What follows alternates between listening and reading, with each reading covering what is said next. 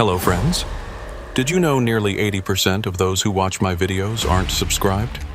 If you enjoy these stories, please hit that subscribe button and leave a like. It really helps. Thank you for being here. By the way, where are you watching from? Let me know in the comments. The dispatcher sent the load request at 11:47 p.m., which should have been my first warning. Nothing good comes from a last-minute haul offer, especially when it is routed through back highways in western Pennsylvania. But the rate was decent, and my truck payment was due, so I took it. 42,000 pounds of industrial piping from a shuttered mill outside Pittsburgh to a distribution center in Wheeling. Straight shot, maybe 5 hours if I kept moving. Easy money, or so I thought. My name is Rylan Mercier, and I've been running these Appalachian routes for going on 12 years now. I know every truck stop, every way station, every shortcut between the Ohio River and the Allegheny Mountains. I know where the state troopers like to hide with their radar guns, and I know which roads turn to ice first when the temperature drops. What I did not know until that cold November night was that some roads in Pennsylvania are not meant to be found at all. I left the loading dock just after midnight. The mill was one of those sad, hulking places that had been rotting since the 80s, all rusted metal and broken windows. The crew that loaded my trailer worked in silence, moving like ghosts under flickering sodium lights.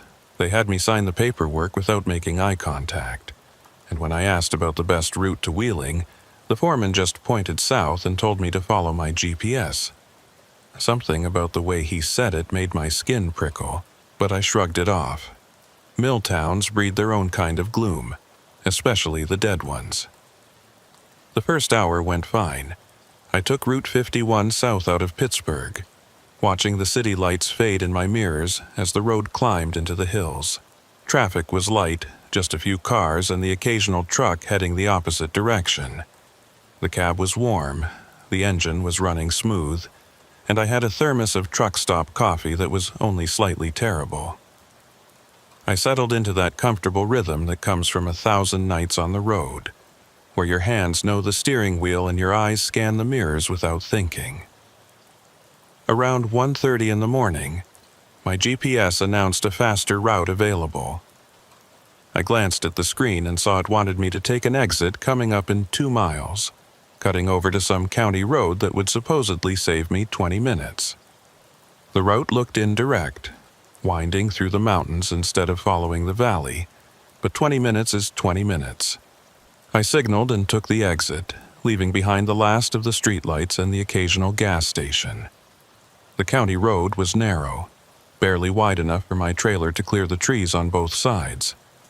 The pavement was old and cracked, with frost heaves that made the whole rig shudder every few hundred yards. No centerline paint, no shoulder, just a dark tunnel of bare branches overhead and the white glow of my headlights pushing into the November night. I checked my mirrors out of habit and saw nothing but darkness behind me. No other traffic, no lights from distant farms, nothing but the red glow of my own taillights reflected in the trees. After about 15 minutes on that county road, the GPS told me to turn right onto what it called Backbone Ridge Highway. I had never heard of it, which was unusual. I pride myself on knowing these mountains, but there are always a few back roads that stay off the main routes. The turn was marked by a faded green sign so covered in moss and road grime that I could barely read it. The sign said Backbone Ridge Highway, Mile 0, and underneath in smaller letters, alternate route, use caution. I made the turn, and immediately the road changed. The pavement was different, older, with that smooth concrete surface they used back in the 30s and 40s. The road was wider than the county route, built for 2 lanes with enough room for vehicles to pass, but something about it felt wrong. There were no houses along this highway, no driveways, no mailboxes, no signs of human presence at all. Just the road cutting through dense forest, climbing higher into the mountains with each passing mile. The GPS showed me en route, with an estimated arrival time in Wheeling of 6:15 a.m. But the route on the screen looked strange, like the road was taking me in a wide arc that did not match the straight line I should be following. I tapped the screen a few times, thinking maybe the map was glitching, but it insisted this was the fastest way. The little blue dot representing my truck crawled along a thin gray line that seemed to curve through an area where no other roads existed. At mile 12, I saw the first odd thing. A historical marker stood beside the road, one of those brown signs with white lettering that state governments put up to commemorate local history. But as my headlights swept across it, I could see the text was faded to the point of being illegible, and the post was leaning at an angle like it had been standing there for 50 years without maintenance. I slowed down to read it, but the words were too faint, and I was past it before I could make out more than a few letters. The road kept climbing, winding through cuts in the rock where the builders had blasted through the mountain rather than going around. The cuts were deep, with sheer walls of exposed stone on both sides that rose 20 or 30 feet above the roadbed. Water seeped from cracks in the rock, leaving dark stains and patches of ice where the sun never reached. My headlights caught the glint of ice crystals and the occasional frozen waterfall clinging to the stone face. At mile 18, I passed the first abandoned structure. It was a stone building set back from the road, maybe an old toll house or maintenance station. The roof had collapsed years ago, leaving just 4 walls and empty window frames that stared out at the highway like hollow eyes. Vines had grown up over the walls, and small trees were pushing through what had once been the floor. As I drove past, my headlights illuminated the interior for just a moment, and I could have sworn I saw fresh tire tracks in the dirt inside the building. But that made no sense because there was no way to drive in there, and the tracks disappeared before I could look again. Mile 23 brought the first tunnel entrance sign. The sign was old, with that distinctive shield shape they used in the 40s, and the paint had faded to a dull cream color. Tunnel ahead, 3 miles, lights required, closed to heavy vehicles. I felt my stomach tighten when I read that last part.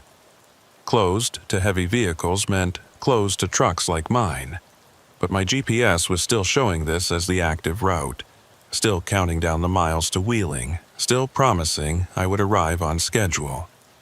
I grabbed my CB handset and tried Channel 19, the main trucker channel. "This is Ryland Mercier eastbound on Backbone Ridge Highway. Anybody out there familiar with this route?" Static answered me, thick and heavy like the sound of rain on a metal roof. I tried Channel 17, then Channel 9, the emergency channel. Nothing but static on every frequency, and underneath the static, a low hum that might have been electrical interference or might have been something else. The tunnel entrance appeared at mile 26, and I felt my breath catch when I saw it. The portal was massive, easily big enough for 2 lanes of traffic, built from huge blocks of cut stone that had darkened with age to the color of old blood. The entrance was framed by a concrete arch with Art Deco styling, the kind of engineering that spoke of Depression-era ambition and federal work programs. Above the arch, carved letters spelled out Mile 46 Bore, 1938, and underneath, in smaller letters that I could barely read, Abandoned 1962, no entry. I hit my brakes, bringing the rig down to a crawl about 50 yards from the tunnel mouth. Every instinct I had was screaming at me to turn around, to back up until I found a wide spot in the road, to get off this highway and back to civilization. But behind me was 18 miles of narrow mountain road with no place to turn around an 18-wheeler, and ahead was a tunnel that my GPS insisted was the fastest route to my destination. The computer showed me going straight through, following a route that apparently did not care whether the tunnel was officially closed or not. I sat there for a full minute, engine idling, staring at that dark opening in the mountain.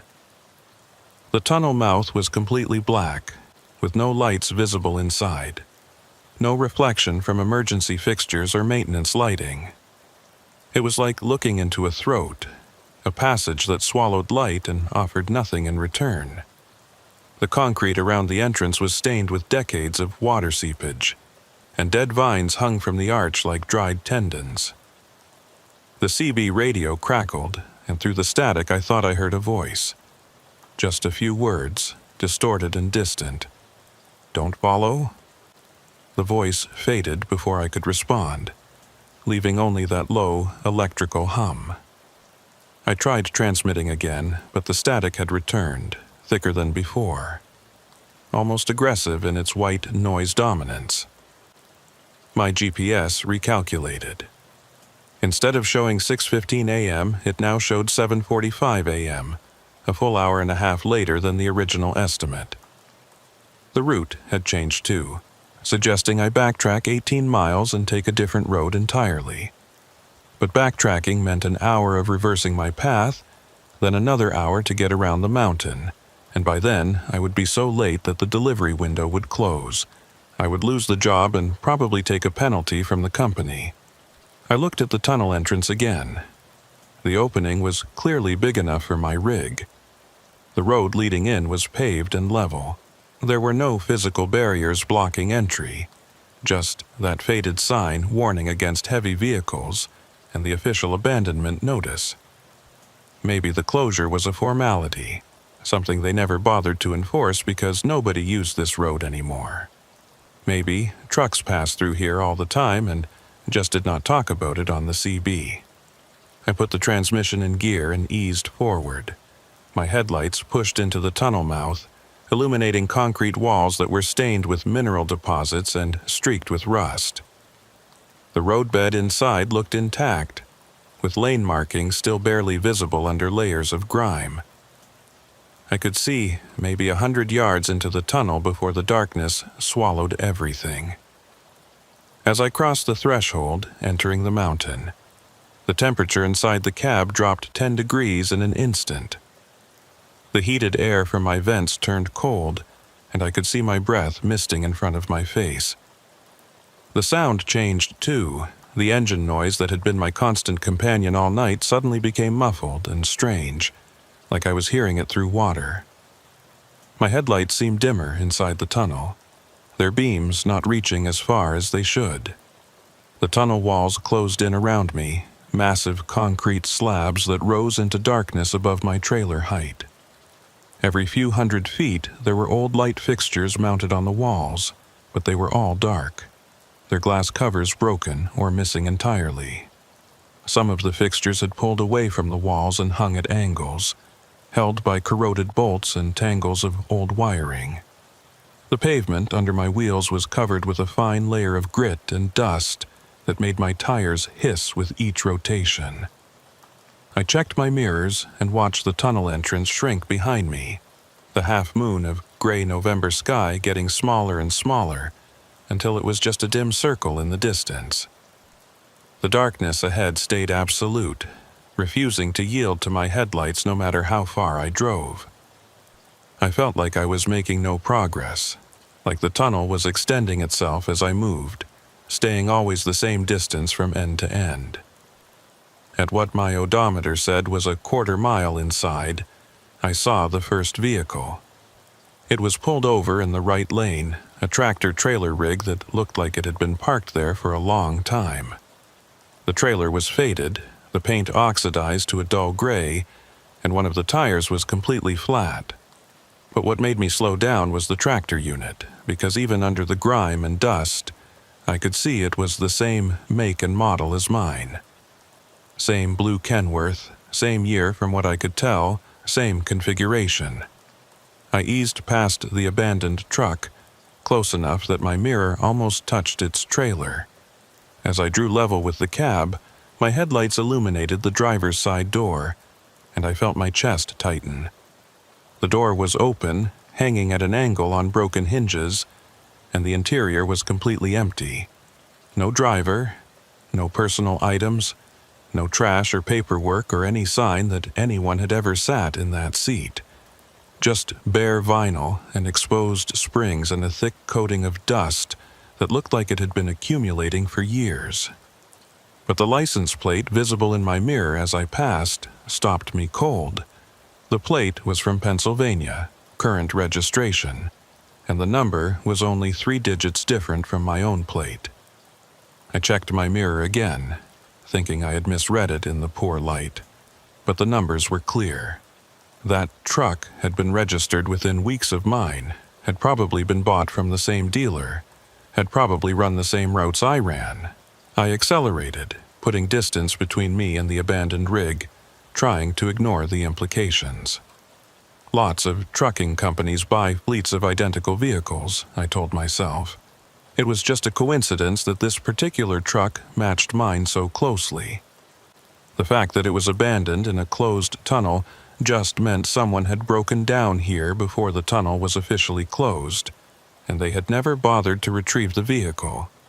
That was all. Nothing strange about it. The CB radio crackled again, and this time the voice was clearer. Rila and Mercier, do not stop. Do not look back. Keep moving forward. The voice was male, middle-aged, with an Appalachian accent. But there was something wrong with the cadence, like the words were being spoken too slowly, with too much space between each syllable. I grabbed my handset. Who is this? How do you know my name? Static filled the speaker for 5 seconds. Then the voice returned. Check your mirror. The truck you passed. Look at the door. Against every instinct, I glanced at my mirror. The abandoned truck was still visible behind me, maybe 300 yards back, illuminated by my taillights. The driver's door was closed now, hanging straight on hinges that had been broken just moments before. And standing beside the truck, barely visible in the red glow of my running lights, was a figure. Too far away to see details, but unmistakably human in shape, standing perfectly still, watching me drive away. I snapped my eyes back to the road ahead, my heart hammering against my ribs. The tunnel stretched out in front of me, the headlights showing nothing but more concrete and darkness, an endless road. I pushed the accelerator down, feeling the engine respond, hearing the turbo spool up as I gained speed. 45 miles per hour, 50, 55. The tunnel walls blurred past, and the darkness stayed constant, never retreating, never revealing an end. The CB radio spoke again, the same voice, the same wrong cadence. You should not have come here, Rylan. This tunnel does not lead out, it only leads deeper. You will understand soon. Everyone does, eventually. I switched off the CB radio, cutting the voice mid-sentence. But even in the silence that followed, I could still hear that low electrical hum, coming from everywhere and nowhere, resonating through the tunnel like the mountain itself was breathing. My GPS had stopped working entirely, the screen frozen on a loading symbol that spun endlessly without resolving. The tunnel continued, the walls pressing in, the darkness ahead absolute and hungry. And somewhere behind me, growing closer with each passing second despite my speed, I could hear the sound of another engine, the distinctive rumble of a diesel motor that matched my own exactly, following me deeper into the mountain where no light had reached in 60 years. I kept my foot on the accelerator, pushing the rig up to 60 miles per hour, which was faster than I should have been going in an abandoned tunnel with questionable pavement. But the sound of that other engine behind me was getting louder, closing the distance despite my speed. I could hear it clearly now over the rumble of my own motor, a perfect mirror of my diesel's rhythm, matching me gear for gear, revolution for revolution. My odometer said I had been inside the tunnel for 2 miles, which meant I should be approaching the far end soon. Most tunnels through the Appalachians run between 1 and 3 miles, cutting through a single ridge rather than boring for extended distances. But the darkness ahead showed no sign of ending, no hint of the gray, pre-dawn light that should be waiting on the other side of the mountain. Just more concrete, more shadows, more road disappearing into nothing. The headlights caught something on the right wall, and I eased off the gas slightly to get a better look. It was a maintenance alcove, one of those recessed spaces built into tunnel walls where workers could shelter if they needed to get off the roadway. The alcove was about 6 feet deep and 10 feet wide, with a metal door set into the back wall. The door was partially open, and my lights illuminated a narrow space beyond, some kind of access corridor leading deeper into the mountain. As I passed the alcove, something moved inside it. Just a flicker of motion, there and gone in the fraction of a second it took for my headlights to sweep past.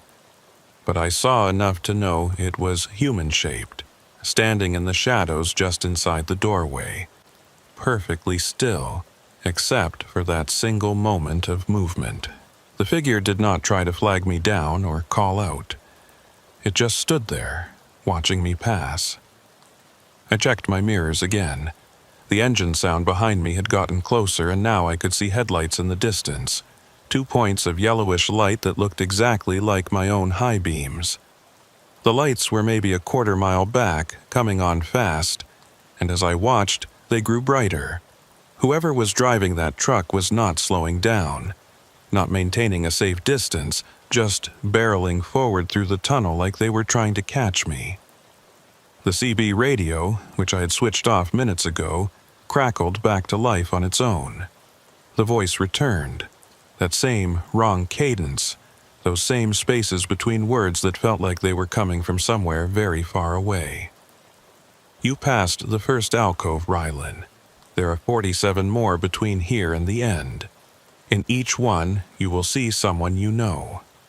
Someone who drove this tunnel before you. Someone who never left. I reached for the CB to shut it off again, but before I could hit the power button, the voice continued. The truck behind you is yours, Rylan. Same make, same model, same registration. It has been following you since you entered. It has always been following you. It will follow you all the way to the end, and then you will understand. This time, I ripped the power cord out of the CB unit entirely, yanking the cable from the back of the radio and letting it hang loose. But even with the power disconnected, I could still hear that low electrical hum, coming from the speakers, coming from the dashboard, coming from the tunnel walls themselves. The sound was in everything now, a frequency that resonated in my teeth and made the steering wheel vibrate under my hands. At 3 miles inside, according to my odometer, I passed the second alcove. This time, I tried not to look, tried to keep my eyes fixed on the road ahead, but peripheral vision is a cruel thing. I caught the movement again, another figure standing in the shadows, and this time I recognized the shape. It was wearing a trucker's cap and a reflective vest, the kind of outfit I wore every day when I was doing inspections or working around my rig. The figure raised one hand in a slow wave as I passed, and I saw my own face looking back at me from the shadows, my own expression locked in something between recognition and resignation. I slammed my foot down on the accelerator, the engine roaring in response, pushing the speedometer past 70. The tunnel walls became a blur of concrete and rust stains. The yellow center line, barely visible under decades of grime, flickered past like a strobe effect. Behind me, those headlights stayed constant, matching my speed exactly, never gaining, never falling back, just maintaining that perfect quarter-mile distance. The pavement started to change at mile 4. The smooth concrete gave way to rougher asphalt, then back to concrete, then to something that looked like it might have been brick at one time. The surface under my wheels changed texture every few hundred yards, and each change brought a different sound, a different vibration through the frame of the truck. Some sections were smooth and quiet, others rattled my teeth, and a few felt like I was driving over corrugated metal even though the surface looked like ordinary pavement. More alcoves appeared, spaced at irregular intervals along both walls. I stopped trying not to look at them. In each one, I saw variations of myself, different versions wearing different clothes, standing at different angles. Some of them waved, some of them just stared. One of them was holding a CB handset up to its mouth, lips moving in words I could not hear, and I realized with a chill that this was the figure making those radio calls, one of my own echoes calling out to me from the shadows. At mile 5, the tunnel widened. The walls pulled back to 3 lanes width, then 4, opening into a space that felt more like an underground cavern than a highway tunnel. The ceiling rose higher, disappearing into darkness above the reach of my headlights. On the left side of the road, I could see what looked like an old service station, a concrete island with rusted pumps, and a small building that might have been an attendance booth. The pumps were ancient, the kind with mechanical number wheels behind glass faces, showing prices in cents per gallon. The service station island was occupied. There were 3 trucks parked at the pumps, all of them facing the same direction I was traveling, all of them with their lights off and their cabs apparently empty. As I drew closer, my headlights illuminated the trucks in detail, and I felt my stomach turn to ice. All 3 trucks were blue Kenworths, same year, same model, same configuration as mine, and all 3 had Pennsylvania plates with numbers that were eerily close to my own registration. I did not slow down. I kept my speed up, steering around the service island and staying in the center lane. But as I passed the first truck, I saw movement inside the cab. Someone was sitting in the driver's seat, hands on the wheel, staring straight ahead through the windshield. The figure turned its head as I passed, tracking my movement, and I caught a glimpse of the face. It was me again, but older, worn down, with eyes that had seen too much and a face that had forgotten how to show emotion. The second truck was the same. Another version of me behind the wheel, this one younger, wearing the clothes I had worn 5 years ago when I first started running these mountain routes. The third truck had someone who looked exactly like I did right now, wearing the same jacket, the same cap, the same expression of confused fear that I could feel on my own face. Past the service island, the tunnel began to narrow again, the walls closing in from 4 lanes back to 2.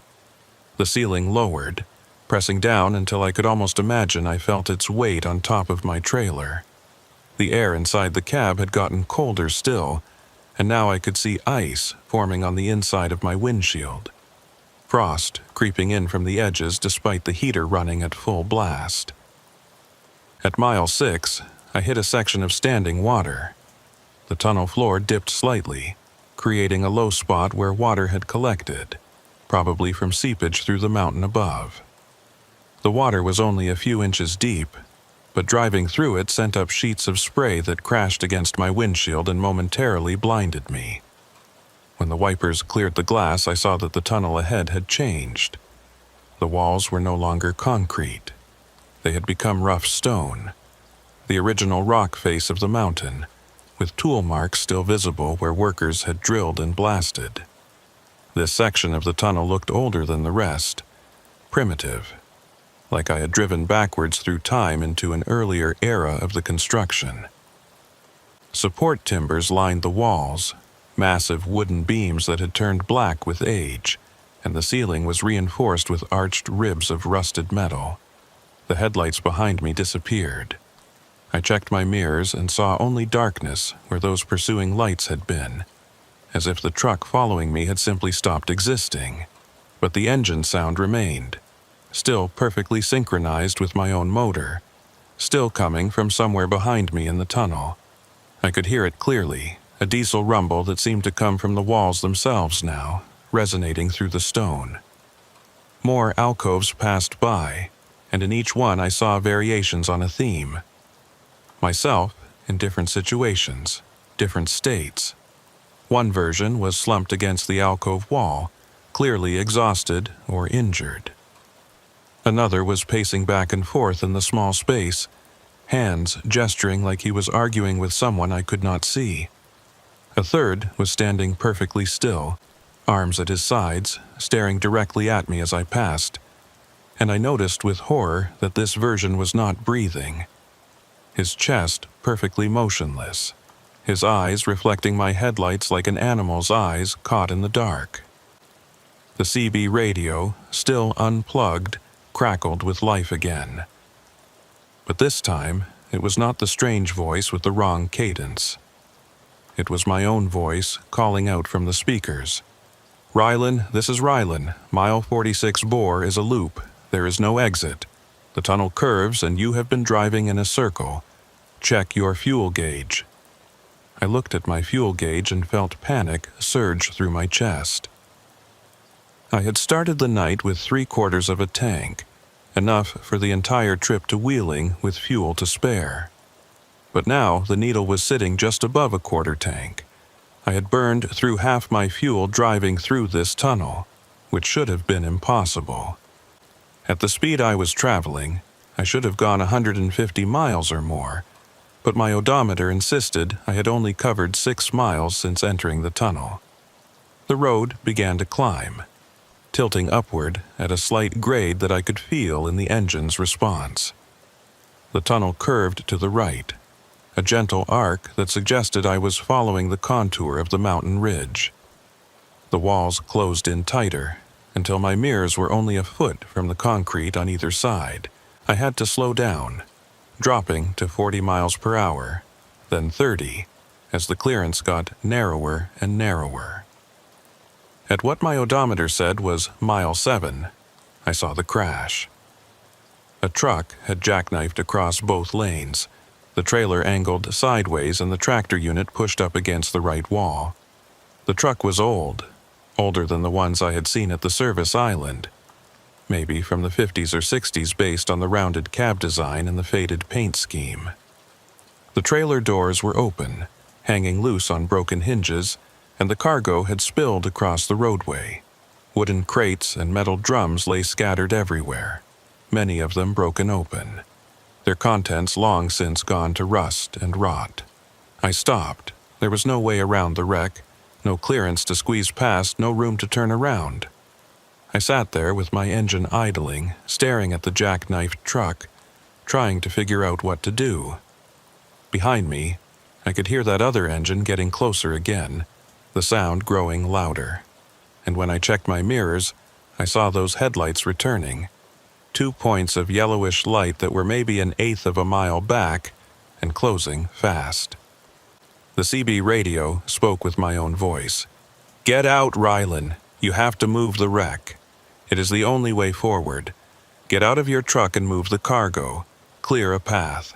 You have 5 minutes before the other truck catches you." Every survival instinct I had told me not to leave my cab. The truck was my safe space, my metal shell, the only thing between me and whatever was happening in this tunnel. But the headlights behind me were getting brighter, and the engine sound was getting louder, and I could see now that if that truck did not stop, if it just kept coming at the speed it was traveling, it would crash into my trailer and probably kill me on impact. I pulled on my work gloves and grabbed my flashlight from the door pocket. The air that rushed in when I opened the cab door was so cold it burned my lungs, far colder than it should have been this deep inside a mountain. My breath came out in great white clouds, and I could feel the moisture in my nose freezing. The tunnel was silent except for my idling engine and that approaching diesel rumble from behind. I climbed down from the cab and my boots hit concrete that was slick with something that was not quite water and not quite ice. The surface had a greasy quality that made walking difficult, and when I shined my flashlight down I could see patterns in the slickness, almost like tire tracks, but wrong somehow, the treads going in directions that did not match any kind of vehicle movement. The cargo spilled from the wrecked truck was unidentifiable. What had once been wooden crates had deteriorated into piles of rotted boards and rusted metal bands. The drums had corroded through, their contents reduced to crusted stains on the tunnel floor. I started dragging the debris to the sides of the tunnel, working as fast as I could, acutely aware of those headlights getting brighter behind me and the sound of that engine getting closer. As I cleared a path, I noticed something about the wrecked truck. The cab door was open, hanging at an angle, and I could see into the interior. There was no skeleton, no remains, no sign that a driver had ever been there. But on the seat, perfectly preserved despite the decades of apparent abandonment, was a thermos of coffee and a handwritten logbook. The logbook was open to a page dated November 18, 1962, the year the tunnel had been officially closed. The last entry, written in careful script, said, "Mile 7, engine trouble. Going to walk back for help. If anyone finds this, do not stay in the tunnel after dark. They come out of the alcoves when the sun goes down." The headlights behind me were close now, maybe 200 yards away and coming fast. I could see the outline of the truck, the same blue Kenworth, the same configuration, driving with no one visible in the cab. The truck was accelerating, building speed, aimed directly at my rig like a guided missile. I dropped the piece of cargo I was holding and ran back to my cab, slipping on the greasy concrete, scrambling up into the driver's seat and slamming the door. I threw the transmission into gear and hit the accelerator, threading my truck through the narrow gap I had cleared, inches of clearance on either side, my mirrors scraping against the cargo I had not had time to move. In my rearview mirror, I watched the pursuing truck reach the wreck site. It did not slow down. It did not try to avoid the obstruction. It just drove straight into the jackknifed trailer at full speed, and the sound of the impact was like thunder, echoing through the tunnel, reverberating off the walls. But when I looked back a second later, expecting to see twisted metal and scattered cargo, I saw nothing. The pursuing truck was gone, the wreck was gone, and the tunnel behind me was empty and dark, as if nothing had ever been there at all. The CB radio spoke again, my own voice, tired now, resigned. "Mile 8 is coming. That is where the tunnel splits. You will have to choose, left or right. Both ways look the same. Both ways lead deeper. Choose wrong, and you will loop back to the beginning. Choose right, and you might find something worse than a loop. Choose carefully, Rylan. Everyone who has come this far had to choose. Most of them are still here." Ahead in my headlights, I could see the tunnel splitting into two branches, a Y intersection where the road divided and disappeared into separate passages through the mountain. Both tunnels looked identical. Same width, same concrete walls, same darkness waiting beyond the reach of my lights. There were no signs, no markers, no indication of which way might lead to an exit and which way might lead to another loop, or worse. My fuel gauge had dropped to just under a quarter tank.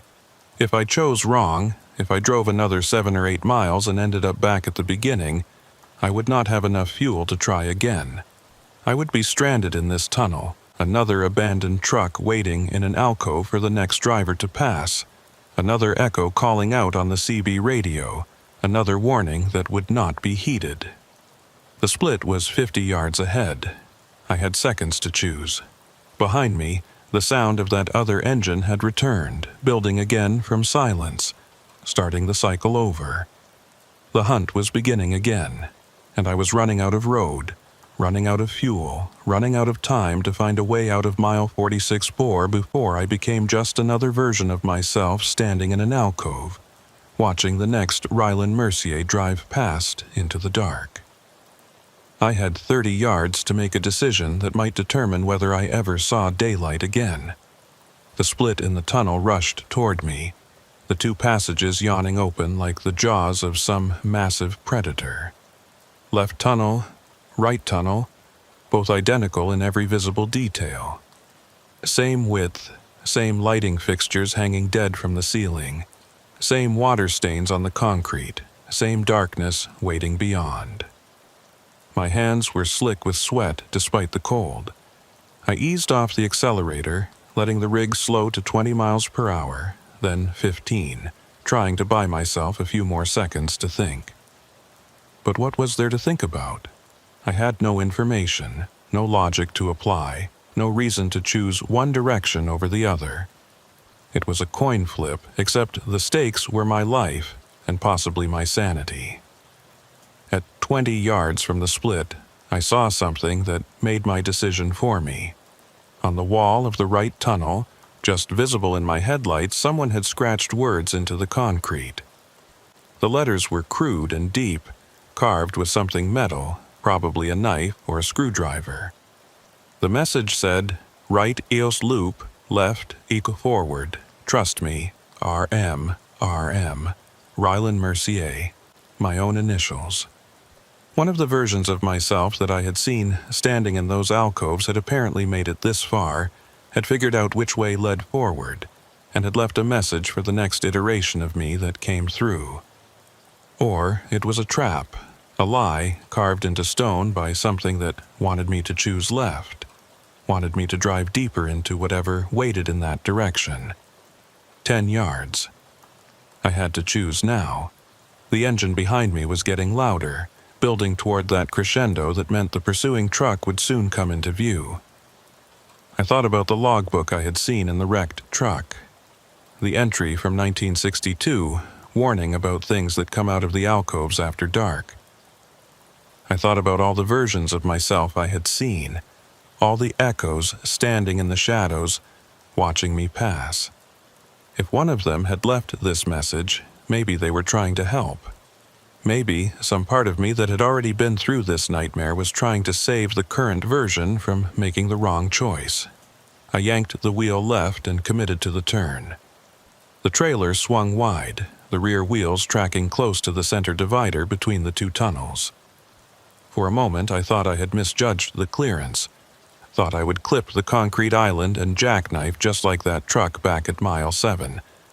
But the wheels cleared with inches to spare, and then I was fully in the left tunnel, accelerating again, putting distance between myself and the split. In my mirror, I watched the intersection recede. The pursuing truck burst into view just as I rounded a slight curve that took the split out of sight. The truck was going at least 70 miles per hour, coming on like a freight train, and I saw it veer right at the split without slowing, choosing the opposite direction from me. The sound of its engine faded quickly, Doppler shifting away as it raced down the right tunnel toward whatever waited there. The CB radio crackled, and a different voice came through this time. Not my own voice, not that wrong cadence stranger, but someone else entirely. The voice was female, middle-aged, with a hint of West Virginia mountain accent. "Good choice on the left tunnel, sugar. That's the way forward. But forward don't mean out. You got another 6 miles before you see anything different, and those 6 miles are going to feel like 60. I grabbed the handset, forgetting that I had ripped the power cord out.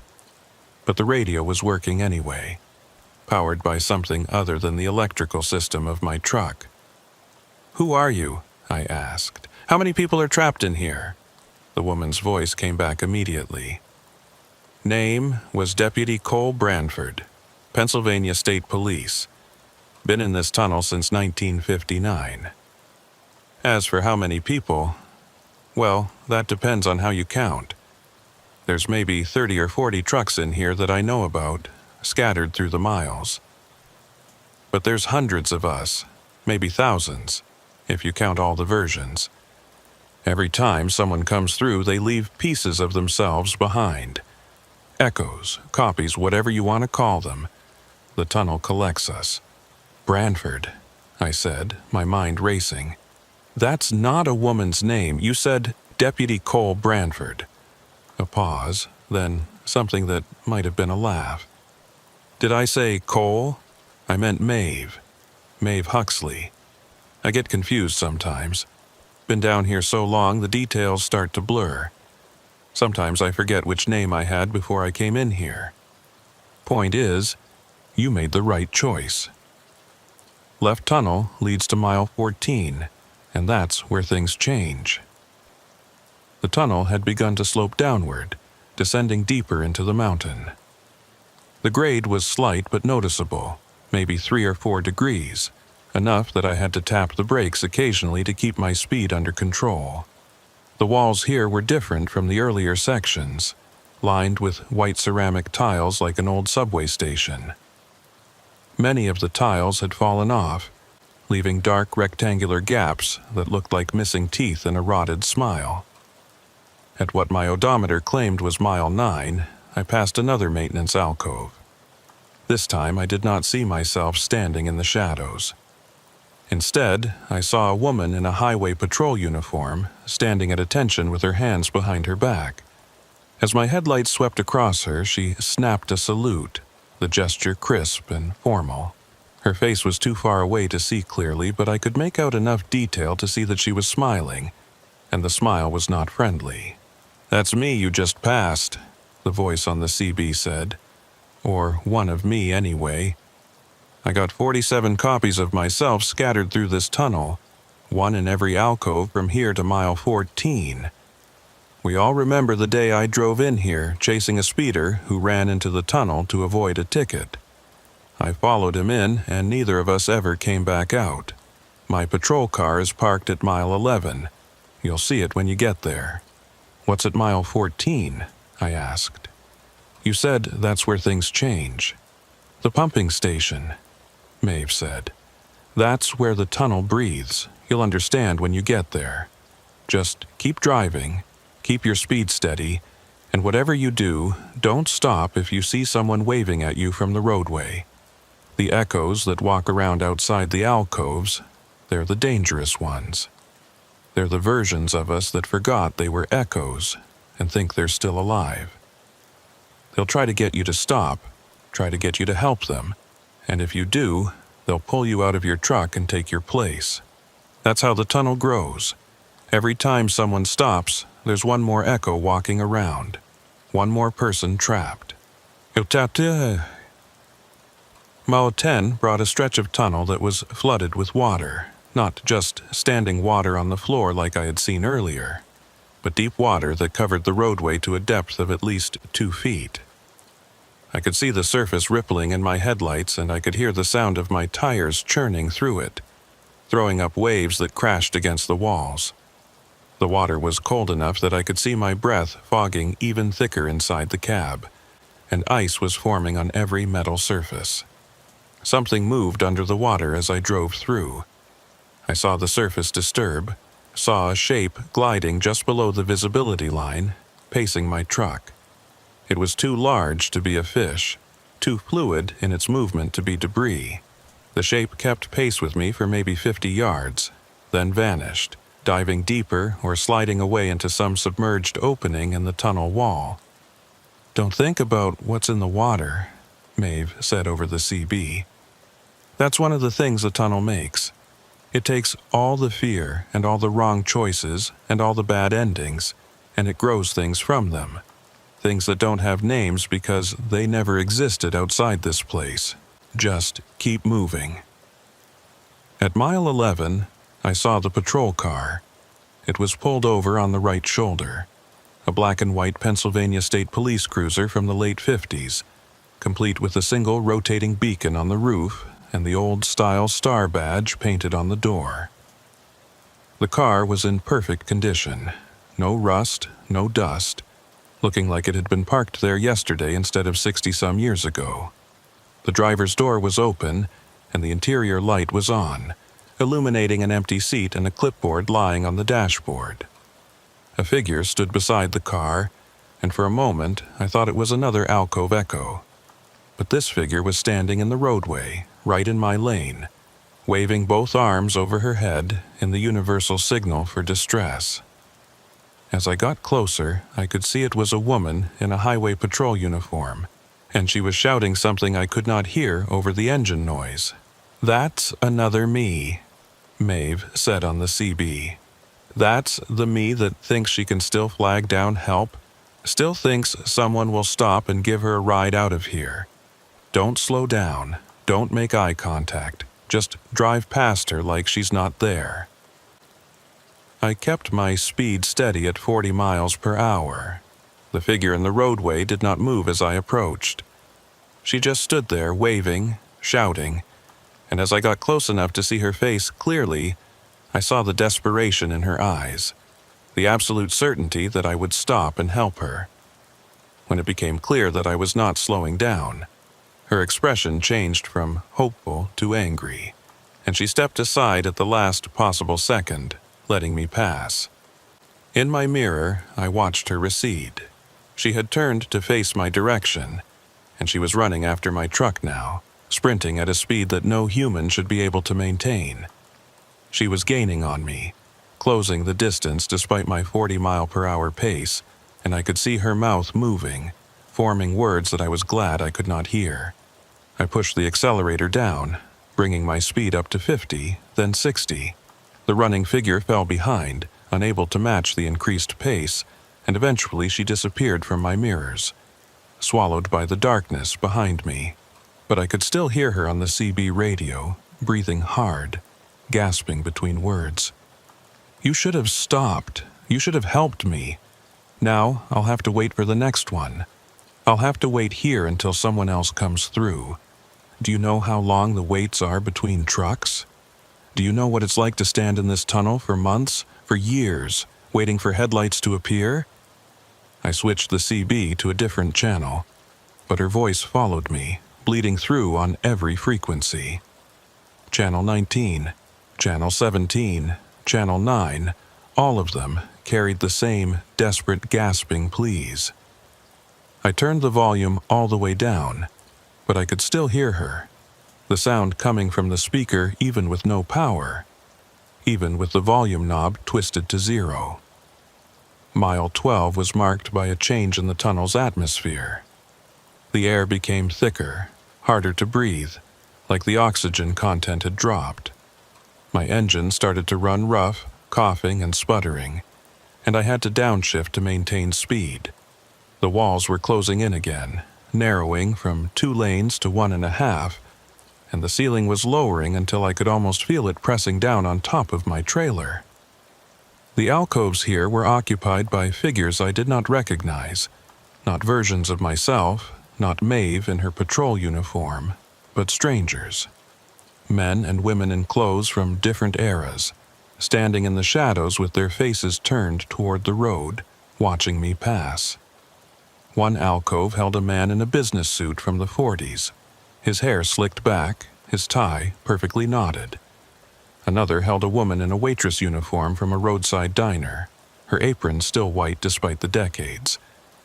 A third held a young man in a military uniform, army greens with corporal stripes looking like he had just stepped out of a World War II recruiting poster. "Those are the passengers," Maeve said, her voice cutting through the static. "The people who were riding with the drivers when they came in. The tunnel takes everyone. Drivers, passengers, hitchhikers, stowaways.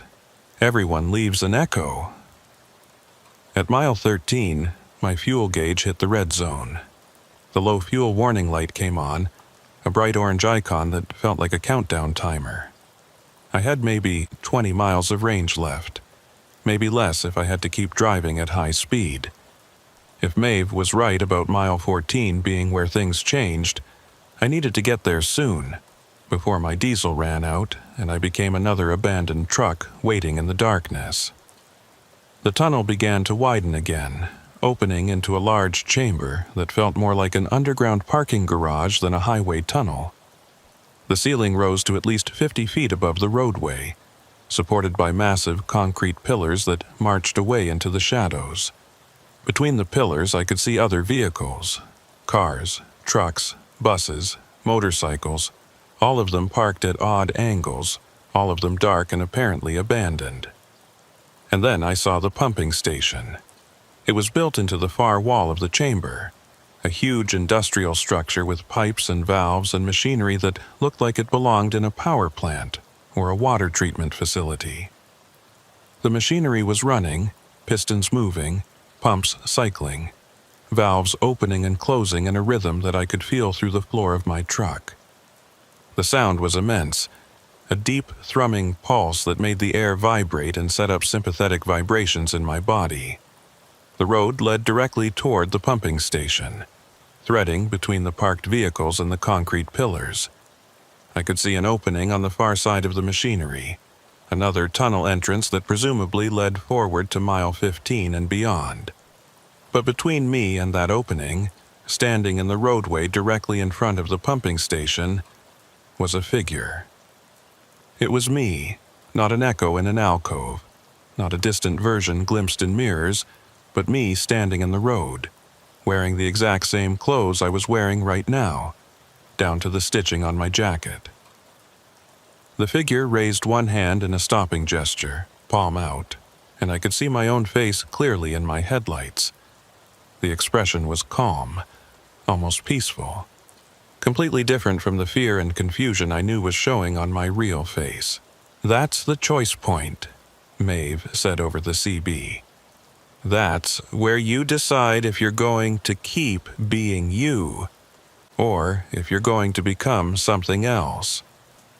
The you standing in the road is the version that gave up, that accepted the tunnel, that stopped trying to get out.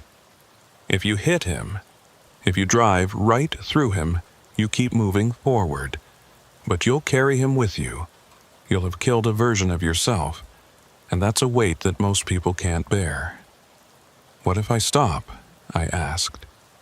"What if I try to talk to him?" "Then he gets in your truck, and you become him. You swap places. He drives out, and you stand in the road waiting for the next version to come through. That's how the tunnel works. It offers you a way out, but someone has to stay behind. Someone always has to stay behind." The figure in the road had not moved. He was just standing there, waiting, watching me approach with his eyes that were my eyes, with a face that was my face, with hands that I knew were identical to my own, down to the scars and calluses from 12 years of driving truck. Behind him, the pumping station pulsed and throbbed, the machinery breathing in and out, and I understood finally what Maeve had meant. The tunnel was alive, it was breathing, and every person trapped inside was part of that breath, part of the rhythm, part of the thing that kept this impossible place existing between the miles.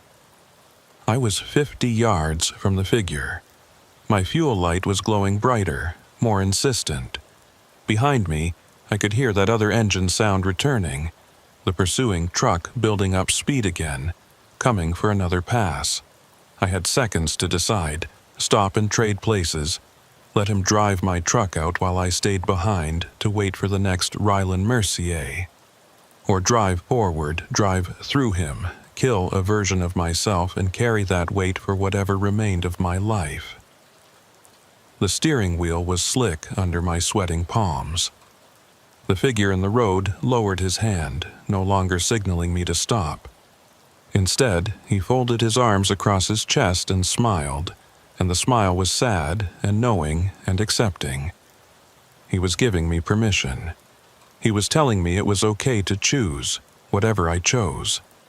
He had already made his peace with being the echo, with being the version that stayed behind. I pressed down on the accelerator. The engine responded with a surge of power, and the truck leaped forward, closing the distance. 40 yards, 30 yards, 20 yards.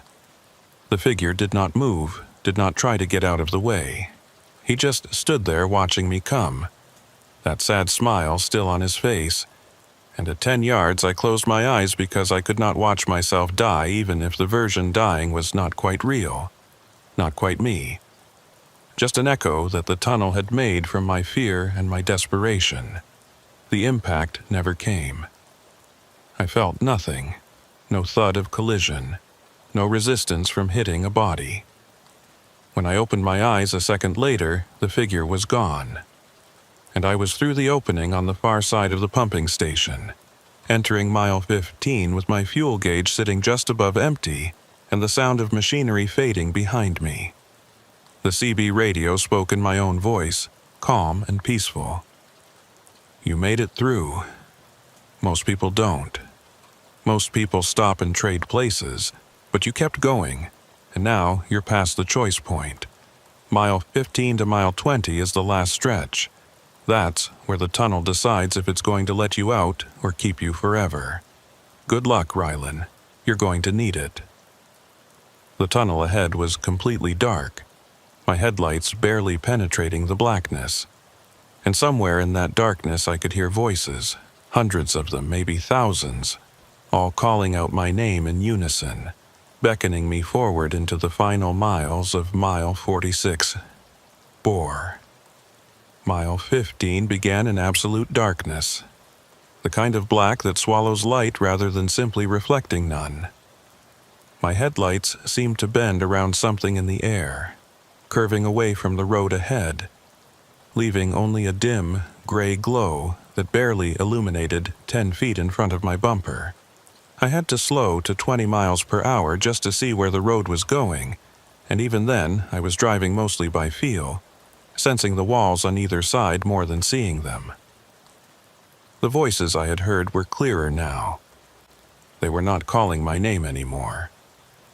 Instead, they were reciting things I had said, conversations I had had, thoughts I had kept private.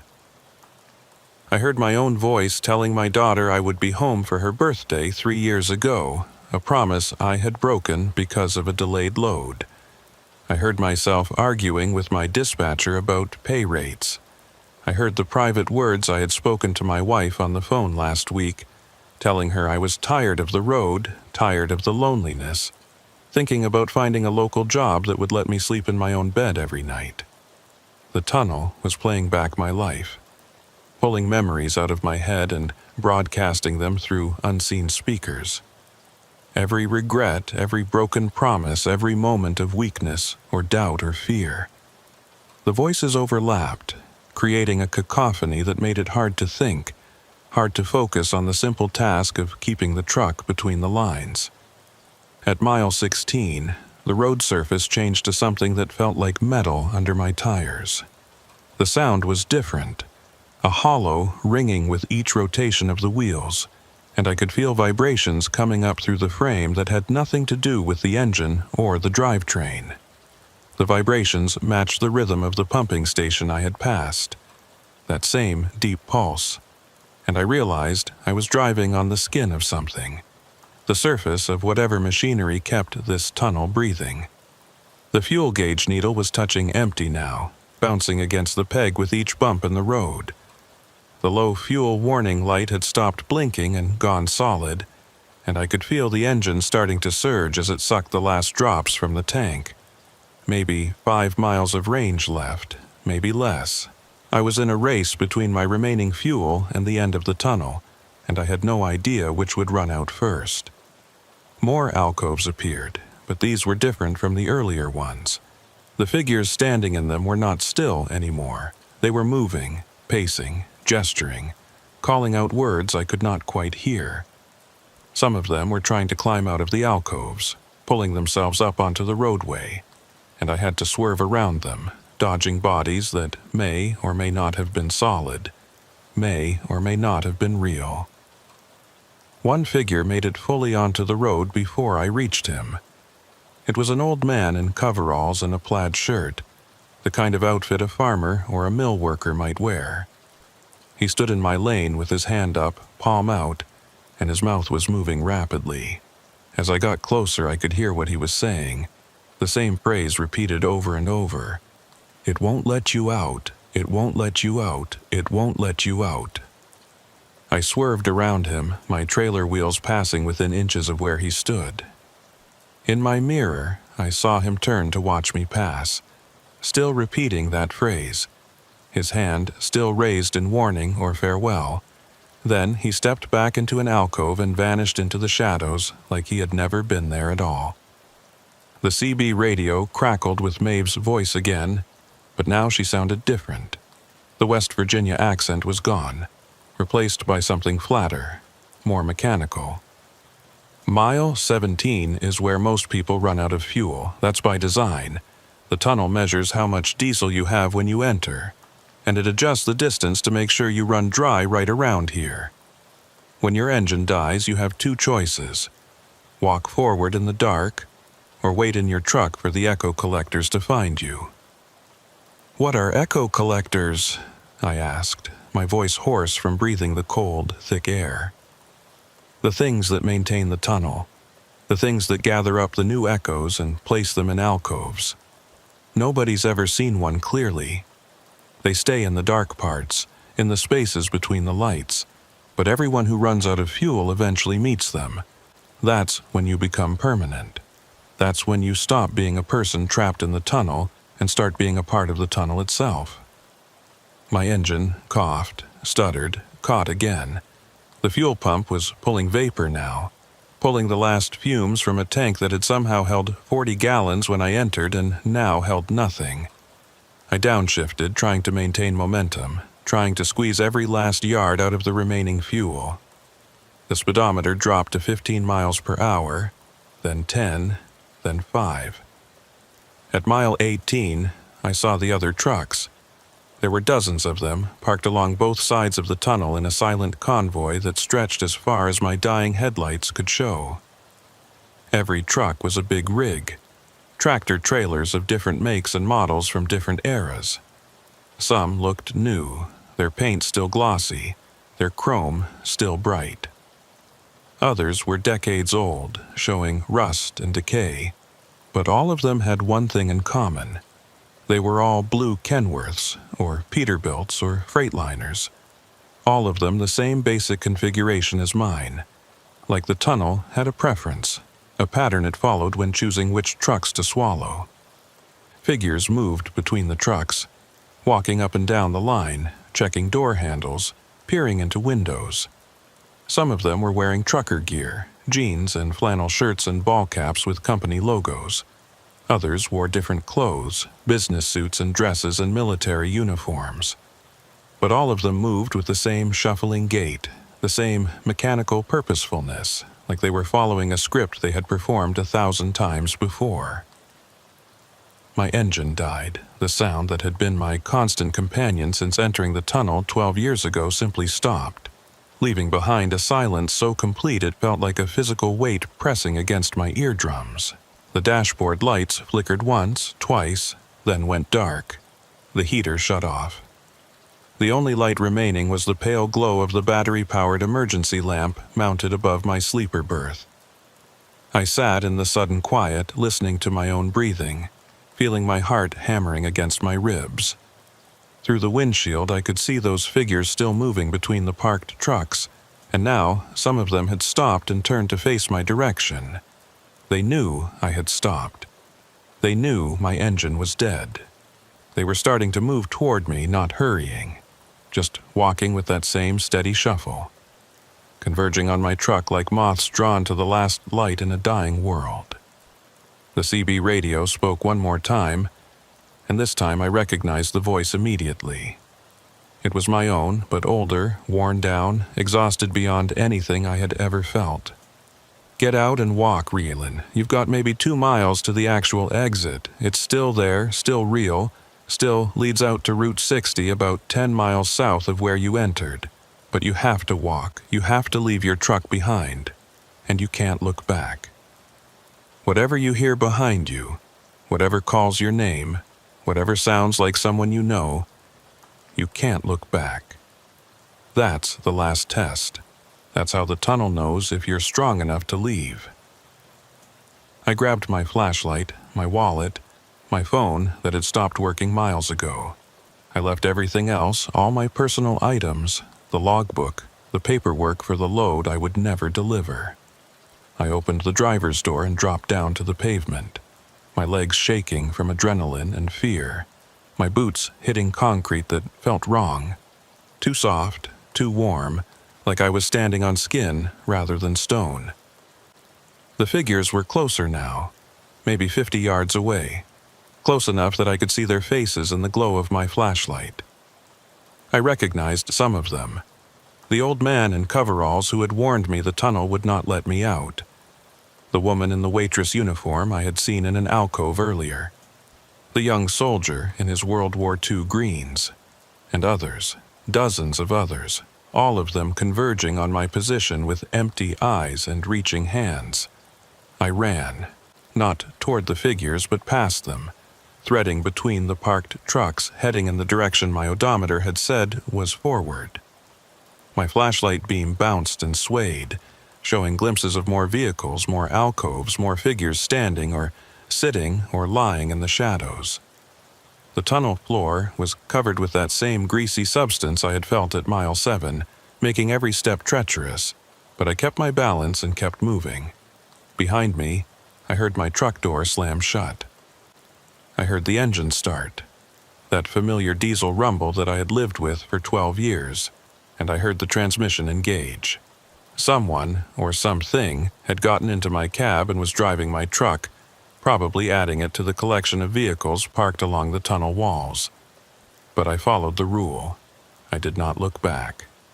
Mile 19 was marked by a change in the tunnel's structure. The walls became rougher, less finished, more like a cave than a constructed passage. The ceiling lowered until I had to duck my head in places and the floor became uneven, forcing me to watch my footing. Water dripped from above, cold drops that stung when they hit my neck and face. The air smelled like wet stone and something organic, something rotting. The voices behind me were calling my name now, using tones I recognized. My wife's voice, my daughter's voice, my mother's voice who had been dead for 5 years. They were calling me to stop, to wait, to come back and help them. They said they were trapped. They said they needed me. They said if I just turned around they could all leave together. But I kept walking, kept my eyes forward, kept my flashlight pointed ahead even as the beam grew dimmer and started to flicker. At mile 20, I saw light. Real light. Not the artificial glow of emergency lamps or the dim phosphorescence that seemed to come from the tunnel walls themselves, but honest daylight, gray and weak, filtered through rain or fog, but unmistakably sunlight. The tunnel was ending. The passage was narrowing to a point, and beyond that point I could see a roughly circular opening, maybe 8 feet across, with pale morning light visible beyond.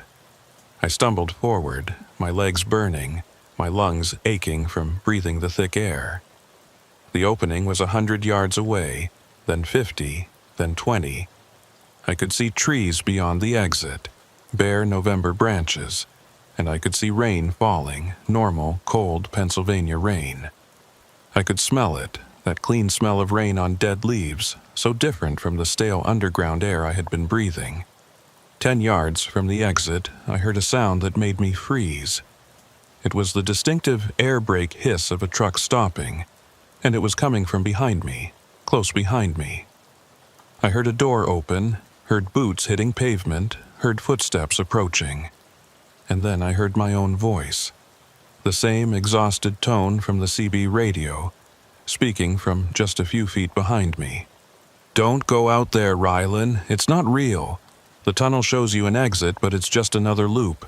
If you go through, you'll end up back at the entrance, back at mile 0, and you'll have to drive through again. I've done it 6 times. Each time, I thought I was finally getting out. Each time, I ended up back at the beginning. The only way to really leave is to stop trying. Accept that you're here. Accept that you're home. This is where you belong now." Every fiber of my being wanted to turn around, wanted to see if that really was me standing behind me, wanted to verify the source of that voice. But I remembered the rule. Do not look back. Whatever you hear, whatever calls your name, do not look back. I took a step forward, then another. My eyes locked on that circle of gray daylight ahead. The voice behind me became urgent, almost panicked. "Rylan, stop. I'm you. I'm the real you. You're the echo. You're the version that thinks it's real, but you're not. If you go through that opening, you'll cease to exist. I'm trying to save you." 5 yards to the exit. I could feel the temperature changing. Could feel real cold air flowing in from outside, pushing back against the warm, sick air of the tunnel. I could hear the rain more clearly now, that soft patter on leaves and earth that meant I was about to leave this underground nightmare. The footsteps behind me broke into a run. "Don't do it! Don't go through!" I lunged forward, diving through the opening, tucking my shoulders and rolling as I hit wet grass on the other side. I came up on my knees in the rain, gasping, and spun around to look at the tunnel entrance I had just exited. There was nothing there. No tunnel mouth, no opening in the mountain, no trace of the passage I had just walked through. I was kneeling in the middle of a forest, surrounded by bare trees and underbrush, with rain soaking through my clothes. Behind me was only more forest, the hillside unbroken by any kind of man-made structure. I stood on shaking legs and turned in a circle, trying to orient myself. The forest looked wrong somehow, the trees too close together, the undergrowth too thick. And in the distance, through the rain and the bare branches, I could see a road, a paved road with faded lane markings, climbing up into the hills.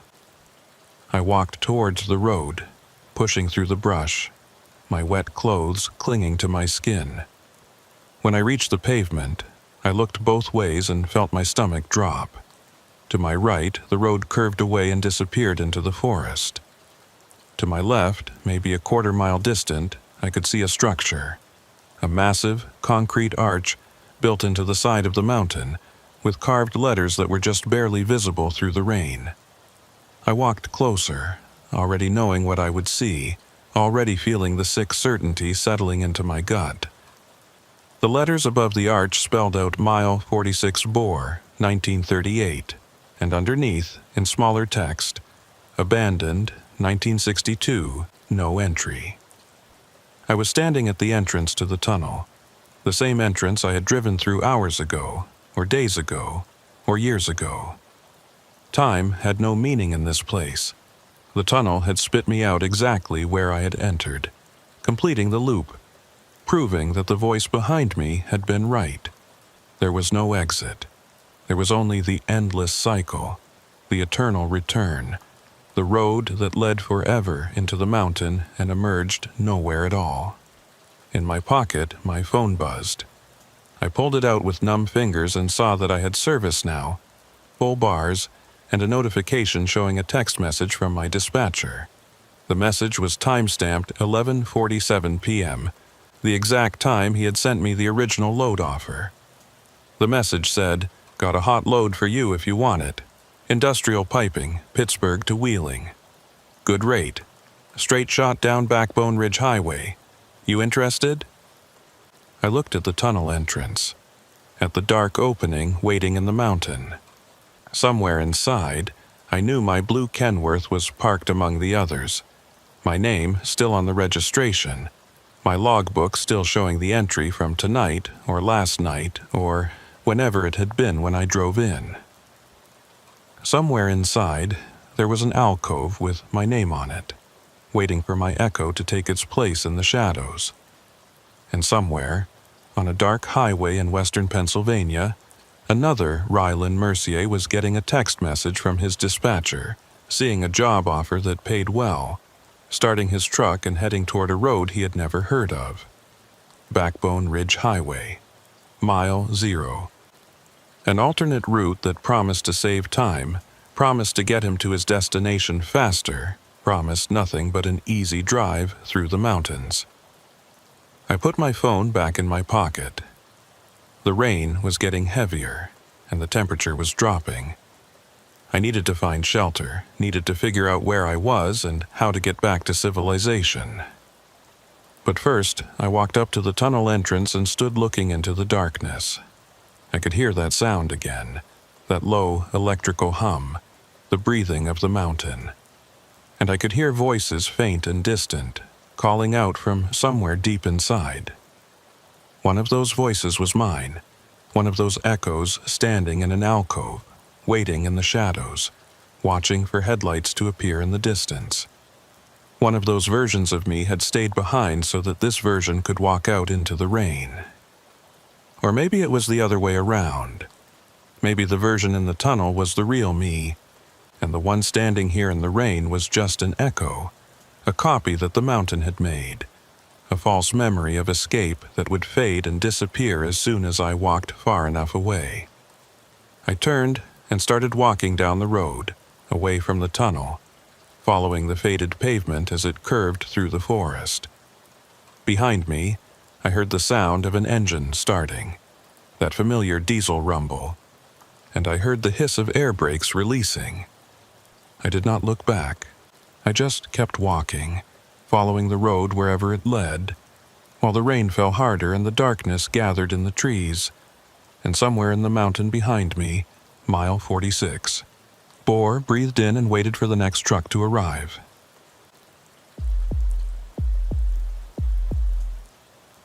My name is Harlan Yates, and I have been hauling freight through the Colorado Rockies for 16 years.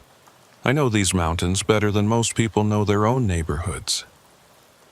I know which passes close first when the snow starts, which truck stops have the best coffee at 3 in the morning, and which stretches of highway turn into skating rinks when the temperature drops below freezing.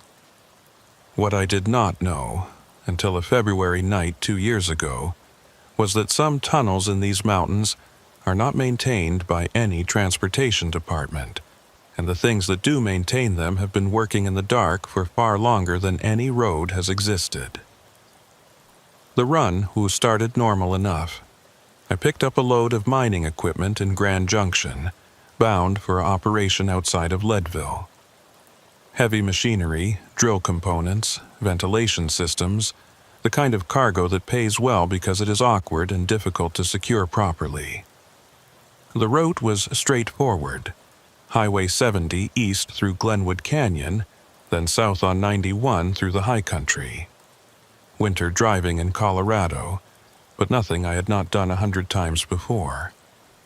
I left Grand Junction at sunset, watching the last orange light fade from the canyon walls as I climbed into the mountains. The weather report had called for clear skies and cold temperatures, maybe dropping to 10 below zero by midnight. No snow, no ice, just the kind of dry cold that makes your breath crystallize the moment it leaves your lungs. Perfect conditions for a night drive through the high country. The first 2 hours went smooth. Traffic was light, just a few passenger cars and the occasional truck heading the opposite direction. The canyon walls rose up on either side, dark stone striped with snow, and the Colorado River ran alongside the highway, black water churning over rocks that looked like they had been there since the beginning of time. My headlights picked out mile markers and reflectors, and the engine hummed steady, pulling the heavy load up the long grades without complaint. Around 9 p.m., just past Vail, my CB radio crackled with a Colorado State Patrol announcement. Attention, all commercial vehicles. Highway 91 South is closed at Fremont Pass due to avalanche danger. Repeat, 91 is closed. All trucks are being diverted to the Mosquito Range maintenance route. Follow posted detour signs starting at Copper Mountain. I keyed my handset. This is Harlan Yates southbound toward Leadville. What's the condition on the maintenance route? I've never run it before. A different voice came back, deeper, with a mountain drawl. Maintenance route is clear and plowed. Single lane most of the way, so watch for oncoming traffic. It adds about 20 miles, but it'll get you where you're going. Look for the detour signs at mile marker 195. The detour sign appeared right where promised. A bright orange diamond with black lettering directing trucks to exit right. The off-ramp led to a 2-lane road that immediately started climbing higher into the mountains, switchbacking up slopes that I knew would be suicide in bad weather. But tonight the pavement was dry and the stars were so bright they cast shadows, so I shifted down and let the rig find its rhythm on the winding road. After about 10 miles, the road crested a ridge and started descending into a valley I did not recognize. The landscape here was different from the usual Colorado high country. The trees were thicker, older, and the snow lay deeper in the shadows between them.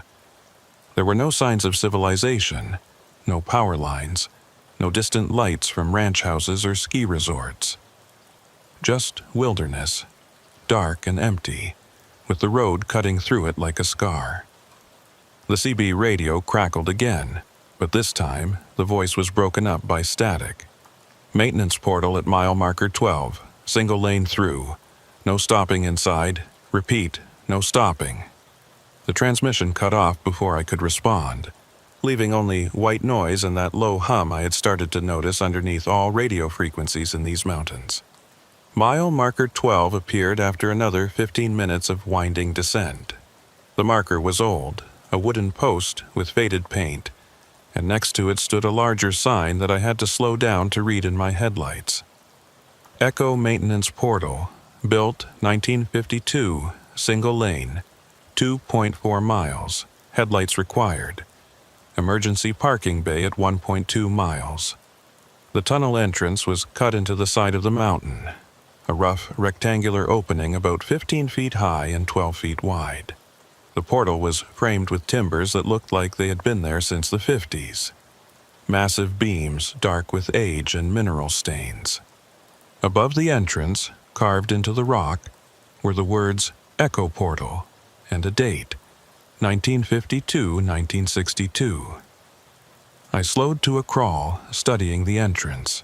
Something about those dates bothered me. Built in 1952, but the end date was 1962, which suggested the tunnel had only been in active use for 10 years before being converted to a maintenance route. That was unusual. Most tunnels built in that era were designed for decades of heavy use, not a short 10-year lifespan. The pavement leading into the tunnel was in better condition than I expected. Fresh asphalt, relatively new, with clear lane markings and reflectors embedded in the surface. But the walls inside were rough stone, unfinished, with water seeping from cracks and forming icicles that hung like teeth from the ceiling. My headlights showed about 100 feet of passage before the tunnel curved slightly to the right and disappeared into darkness. I checked my mirrors, confirming there was no traffic behind me, and eased forward into the tunnel. The temperature inside the cab dropped immediately, my breath fogging despite the heater running full blast. The engine sound changed too, becoming muffled and strange, like I was driving through a space much larger than the visible dimensions suggested. The first quarter mile was uneventful.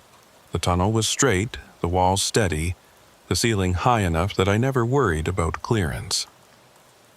Every few hundred feet, there were old light fixtures mounted on the rock walls, but none of them were working. My headlights and running lights provided the only illumination, creating a moving bubble of visibility that showed maybe 50 yards ahead and left everything beyond in absolute darkness. At what I estimated was the halfway point, I saw the emergency parking bay. It was carved into the right wall, a rectangular alcove about 30 feet deep and 20 feet wide, with enough room for a truck to pull completely off the roadway. The bay was empty, except for some old equipment, rusty tools and cable spools that looked like they had been abandoned decades ago. A metal door was set into the back wall of the bay, with a sign that said Maintenance Access, Authorized Personnel Only. I was past the bay and starting to think about the exit when I noticed the footprints. They were in the thin layer of dust and grit on the tunnel floor, clearly visible in my headlights. Boot prints, fresh enough that the edges were still sharp and distinct. The prints started near the maintenance bay and ran alongside my lane, heading in the same direction I was traveling, toward the tunnel exit. That did not make sense. The detour had only been opened tonight because of the avalanche closure. There should not be anyone on foot in this tunnel, especially not maintenance workers walking the roadway in the dark. I slowed down, watching the footprints, and I noticed they were spaced wrong. The stride was too long, covering maybe 4 or 5 feet per step, which was beyond normal human gait even for someone tall. The CB radio came to life with that same static, broken voice. If you see footprints, do not follow them. Do not stop to investigate. Proceed directly to exit. The transmission cut out again, but the message was clear enough. I was not the first driver to notice the footprints. and whoever was monitoring this route knew they were there. I kept my speed steady at 25 miles per hour, watching the prints continue alongside my lane, never deviating, never stopping.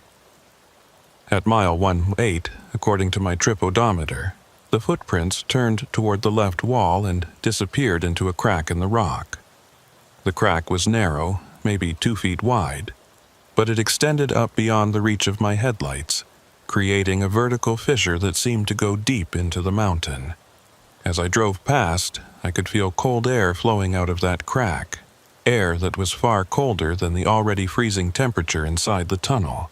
The tunnel began to curve more sharply, bending to the left in a long arc. The walls closed in slightly and the ceiling lowered until I could see the rock surface just a few feet above my trailer. Water was dripping from somewhere overhead, steady cold drops that hit my windshield and left mineral stains when they dried. At mile 2.0, I saw the first anomaly. There was heat shimmer in the air ahead, the kind of distortion you see over hot pavement in summer. But the temperature in the tunnel was well below freezing, far too cold for any kind of natural heat shimmer. The distortion rippled and moved, flowing across the roadway like water, and my headlights seemed to bend around it, creating strange shadows on the tunnel walls. I slowed even more, down to 15 miles per hour, trying to understand what I was seeing. The shimmer was localized to a section about 20 feet long, hovering maybe 6 feet off the ground. As I got closer, I could see that it was not just visual distortion. The air itself looked different there, thicker somehow, like I was approaching a curtain of dense fog even though there was no visible moisture. The CB radio crackled, and this time the voice was clearer, though still edged with static. "Harlan Yates, this is Dirk Salvatierra with Tunnel Maintenance. You're approaching a thermal anomaly at mile 2. Do not stop. Do not turn off your engine. Maintain steady speed and proceed through the affected area. The anomaly will not harm your vehicle, but any disruption in your forward momentum may cause complications. Acknowledge." I grabbed the handset. "This is Yates. Acknowledged. What kind of complications are we talking about?" No response. Just static and that underlying hum that seemed to resonate through the entire mountain. I was 10 feet from the shimmer when my instruments went haywire. The speedometer needle spun clockwise, then counterclockwise, then settled on a reading of 85 miles per hour, even though I was barely moving. The fuel gauge dropped to empty, then jumped to full, then started oscillating between the two. The temperature gauge climbed into the red zone, suggesting the engine was overheating, but I could hear the diesel running normally, felt no loss of power or unusual vibration. I entered the shimmer, and for a moment everything went wrong. The steering wheel turned ice cold under my hands, cold enough that I felt my skin sticking to the plastic. The windshield fogged over instantly, completely opaque, leaving me driving blind. The engine sound changed pitch, rising to a high whine that hurt my ears, and I felt the truck lurch sideways like something had shoved it from the side, even though I had not touched the wheel. Then I was through. The shimmer was behind me in my mirrors, still rippling and flowing across the roadway. My instruments returned to normal readings. The windshield cleared as quickly as it had fogged. The steering wheel warmed back to ambient temperature. But I was shaking, my heart pounding, and I could taste copper in my mouth like I had bitten my tongue. The tunnel exit appeared ahead, a circle of black night visible beyond the rough stone portal. I accelerated toward it, eager to be out of this mountain and back on normal highway. But as I approached the exit, I saw something that made me hit the brakes. There was a truck parked just outside the tunnel mouth, pulled off to the right on what looked like a gravel shoulder. The truck was a maintenance vehicle, an older model flatbed with equipment racks and a crew cab. Its lights were on, and someone was standing in the headlight beams, waving at me. As I got closer, I could see it was a man in a highway department uniform, heavy winter coat with reflective striping, hard hat, work gloves. I rolled down my window as I pulled alongside him, the cold night air rushing in. The man walked up to my door, and I got my first clear look at his face. He was maybe 40, weathered from years of outdoor work, with a thick beard and eyes that reflected my running lights with an odd greenish cast. "Harlan Yates," he said, his breath steaming in the frigid air. "I'm Dirk Salvatierra, tunnel maintenance supervisor. We need to talk about what you just drove through." I nodded, still trying to shake off the disorientation from the thermal anomaly. "That shimmer back there, what was it?" Dirk looked back at the tunnel entrance, and something in his expression made my chest tighten. "That's the problem," he said. "According to our instruments, there shouldn't be anyone in the tunnel right now. Our sensors show the portal is empty. No vehicles, no heat signatures, nothing. But I've been monitoring the radio traffic and I heard your transmissions. So, either our sensors are malfunctioning, or you're driving through something that our equipment can't detect." I felt a chill that had nothing to do with the temperature. "What do you mean, can't detect? I just drove 2.5 miles through your tunnel." Dirk pulled a tablet from his coat pocket and held it up so I could see the screen. It showed a schematic of the tunnel, a simple line drawing with distance markers and sensor locations. The entire tunnel was shaded green, which according to the legend meant clear, no vehicles present. "This is our monitoring system," Dirk said. "It uses thermal imaging, motion sensors, and pressure plates embedded in the roadway. Nothing gets through Echo Portal without us knowing about it. But right now, at this exact moment, the system says the tunnel is empty and has been empty since we opened it for the detour 3 hours ago." I looked at the tunnel entrance behind me, then back at Dirk. "That's impossible. I just came from Grand Junction. I followed your detour signs. I drove through that tunnel and I saw footprints and that heat shimmer and my instruments went crazy and—" "I believe you," Dirk interrupted. "That's why I'm here. Because this isn't the first time this has happened.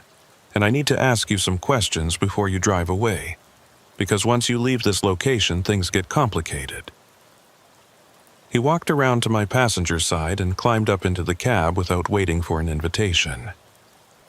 As he settled into the seat, I noticed that his highway department uniform looked wrong somehow.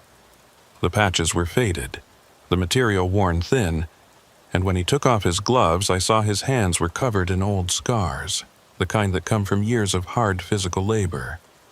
"How long have you been working maintenance on this tunnel?" I asked. Dirk looked at me for a long moment before answering. 10 years, he said. "Since the night I drove through on a detour just like yours, and found out that sometimes the tunnel you enter is not the same tunnel you exit." Dirk Salvatierra sat in my passenger seat, his weathered face lit by the glow of my dashboard instruments. He had the tablet in his lap, and he was scrolling through screens of data that made no sense to me. Temperature readings and motion sensor logs and timestamps that seemed to overlap in impossible ways. Outside the cab, the night was still and cold, the kind of mountain silence that feels like the whole world is holding its breath. 10 years, I said, repeating his words back to him. "You've been working maintenance here for 10 years because you drove through on a detour." Dirk nodded without looking up from the tablet. February 18th, 2015. I was hauling lumber from Glenwood Springs to Buena Vista. Same setup as you, avalanche closure on 91, detour through Echo Portal. I came out the other side and found a maintenance supervisor waiting for me, just like I'm waiting for you now. His name was Jude Kitteridge. He told me the same thing I'm about to tell you, that I had driven through something that shouldn't exist, and that from now on, I was part of the maintenance crew whether I wanted to be or not. I felt my hands tighten on the steering wheel. That's insane. You can't just conscript someone into working a tunnel because they drove through it. "You're right," Dirk said, finally looking at me. "It is insane, but it's also true. Here's what's going to happen, Harlan. You're going to drive away from here, deliver your load to Leadville, go home to wherever home is, and live your normal life. But once a month, maybe twice a month, you're going to get a message on your CB radio, Channel 9, usually late at night. The message will tell you that Echo Portal needs maintenance, and you'll drive here and spend a few hours checking sensors and recording data and walking the tunnel with a flashlight. And you'll do it because something inside you will know that if you don't, the tunnel stops being maintained. And when tunnels like this stop being maintained, they start doing things. What kind of things? I asked. Dirk pointed at the tablet screen. See these temperature readings? The tunnel is supposed to maintain a constant 45 degrees Fahrenheit year-round. That's standard for mountain tunnels this deep, insulated by thousands of feet of rock. But Echo Portal doesn't follow standard physics. The temperature inside fluctuates wildly, dropping to -40 in some sections, jumping to over 100 in others.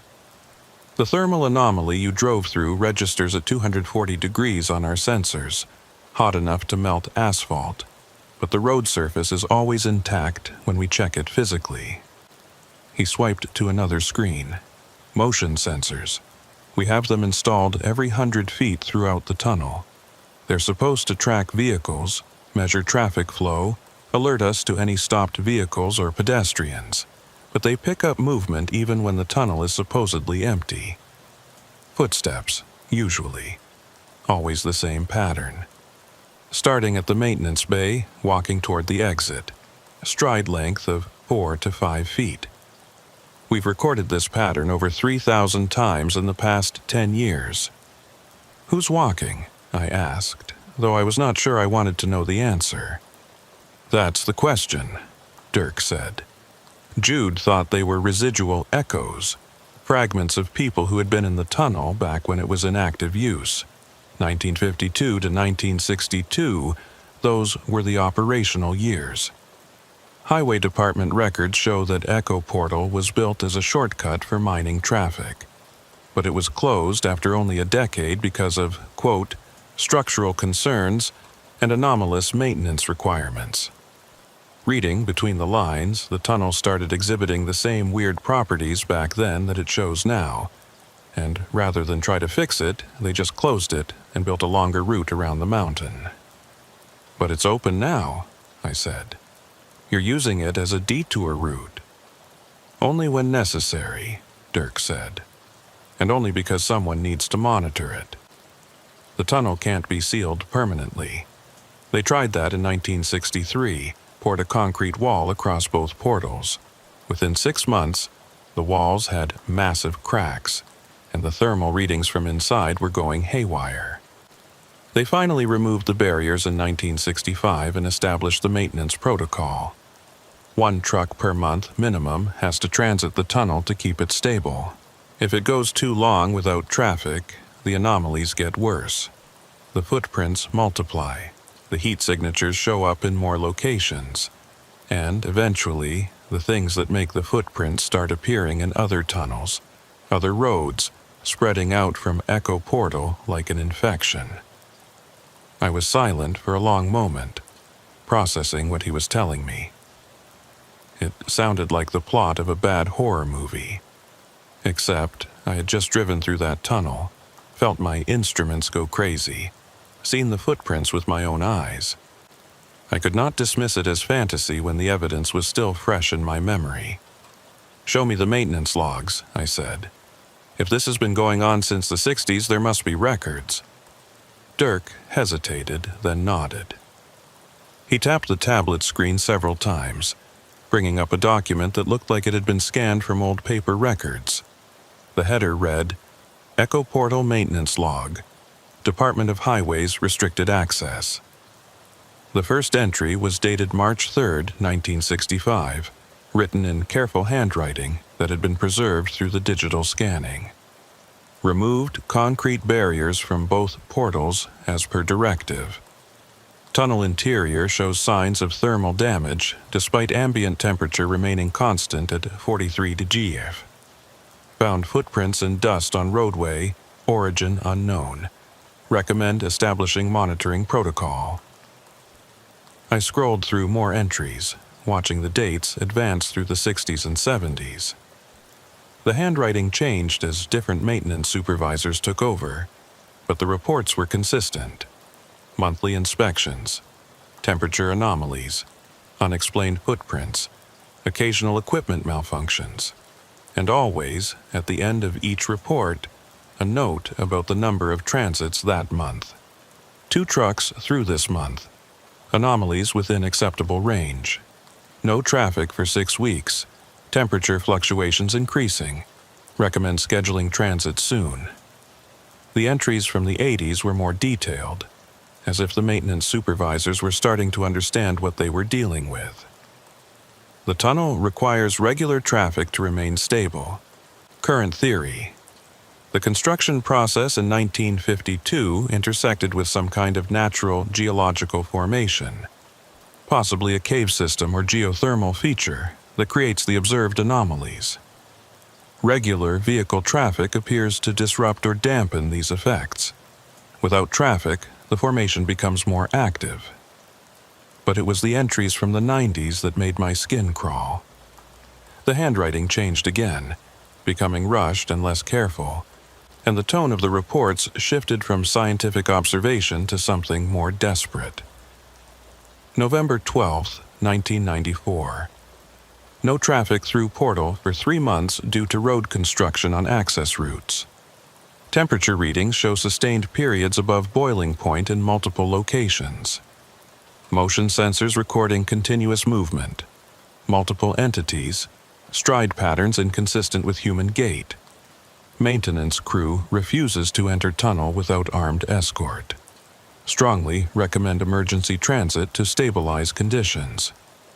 November 18, 1994. Emergency transit completed. Single tanker truck, driver name withheld per privacy regulations. Driver reported no unusual observations during transit, but post-transit interview revealed memory gaps and confusion about elapsed time. Tunnel sensors show temperature normalization within 24 hours of transit. Footprint patterns reduced to baseline levels. Crisis averted, but long-term solution needed. December 2, 1994. Meeting with State Transportation Department regarding Echo Portal status. Proposal to permanently close tunnel rejected due to concerns about anomaly spread. New protocol established. Minimum 2 transits per month. Drivers to be recruited from existing commercial traffic using detour signs. Volunteer basis preferred, but conscription authorized if necessary to maintain safety. I looked up from the tablet, meeting Dirk's eyes. Conscription. They actually wrote that in an official document. They had to, Dirk said. After 994, they realized that letting the tunnel go dormant was worse than keeping it active. But they couldn't just open it to regular traffic, couldn't put it on maps or GPS systems, because too many people would use it, and eventually someone would be inside during one of the worst anomalies. So they created the detour system. Fake avalanche closures, temporary road construction, any excuse to route a single truck through at controlled times. The driver thinks they're taking a shortcut. The tunnel gets its required transit, and the anomalies stay manageable. And the drivers who go through become part of the maintenance crew, I said. Only some of them, Dirk corrected. Most drivers transit without ever knowing anything was unusual. Their instruments might flicker, they might feel a moment of disorientation, but they come out the other side and go on with their lives. But every so often, maybe one driver out of 50, something different happens. They see too much, notice too many details, or the tunnel itself decides to reveal more to them.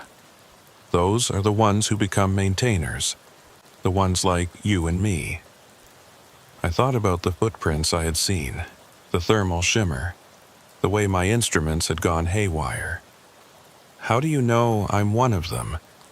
Maybe I'm like the other 49 and I'll just drive away and forget about this.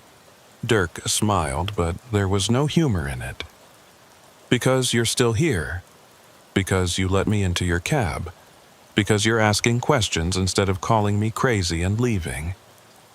The drivers, who aren't meant to know, they get uncomfortable when I approach them. They make excuses, they drive away, and by the next morning they've convinced themselves that nothing unusual happened. But you want to understand. And that's the difference. That's how the tunnel chooses. He handed me the tablet. Take this with you. All the maintenance logs are on here, along with the sensor access codes and the contact information for the other maintainers. There are 6 of us currently active, though Jude Kitteridge hasn't responded to calls in over a year, so maybe 5. We coordinate the scheduled transits, monitor the anomaly levels, and go in for physical inspections when the sensors show something that needs attention. Physical inspections, I repeated. You mean walking through the tunnel? When necessary, Dirk said. Usually it's not. Usually the transits are enough to keep things stable, but sometimes the sensors pick up readings that don't match any known pattern, or the footprints appear in places they shouldn't be able to reach, or we get reports from drivers about things we need to verify. That's when someone has to go in on foot with a flashlight and a radio and hope that whatever is making the footprints doesn't decide to make itself visible. Has anyone ever seen them? I asked. The things that make the footprints. Dirk was quiet for a moment, staring out the windshield at the dark tunnel entrance. Jude said he saw something once back in 2008. He was doing a midnight inspection, walking from the maintenance bay toward the exit when his flashlight died. He said he stood there in the complete darkness, and he felt something walk past him. Not brush against him, not touch him, just walk past. Close enough that he could feel the displacement of air. He said it was breathing, or making a sound like breathing, but the rhythm was wrong. Too slow, too deep, like lungs the size of oil drums filling and emptying. When his backup flashlight finally turned on, he was alone in the tunnel, but there were new footprints in the dust next to his own. 4 of them, spaced 5 feet apart, leading away toward the maintenance bay. After that, Dirk continued, Jude started getting obsessive about the tunnel. He would come out here 3-4 times a week, running inspections that didn't need to be done, staring at the sensor readings like they held some kind of secret message. He started talking about the tunnel like it was alive, like it had intentions and desires. Last time I saw him was January of last year. He said he had figured out what the tunnel wanted, and he was going to give it to him. Then he drove into Echo Portal at 2 in the morning, and nobody's seen him since. His truck never came out the other side. The sensors say the tunnel is empty, but sometimes, late at night, the motion detectors pick up movement in the maintenance bay, and the stride pattern matches human gait perfectly. No anomalous spacing, just someone walking back and forth like they're waiting for something. I felt a chill run through me that had nothing to do with the cold air coming through my open window. You think he's still in there? I think something that used to be him is still in there, Dirk said. Whether it's an echo or a ghost or something else, I don't know. But the tunnel doesn't let go of people easily. That's why we maintain it. That's why we keep the transits regular and monitor the sensors and go in for inspections when we have to. Because if we stop, if we let it go dormant again, then whatever happened to Jude might start happening to other people, in other tunnels, on other roads. He reached for the door handle, preparing to climb down from my cab. You'll get your first call in about 3 weeks. Channel 9, late night, probably when you're halfway through some other run. The voice will tell you that Echo Portal needs a transit, and you'll know to come here. Bring a notebook, start keeping your own logs. And whatever you do, don't go into the maintenance bay. That's where Jude always said the footprints started, and that's where they always lead back to. Something in there is watching, and the more attention you give it, the more interested it becomes in you. Dirk climbed down from the cab and closed the door. Through my window, he gave me a small wave, then walked back to his maintenance truck. I watched him drive away, his taillights disappearing around a curve in the mountain road, leaving me alone with my idling engine and the dark tunnel entrance behind me. I looked at the tablet he had left on my passenger seat. The screen was still showing the maintenance logs, and I scrolled through a few more entries, reading reports from the 2000s and 2010s.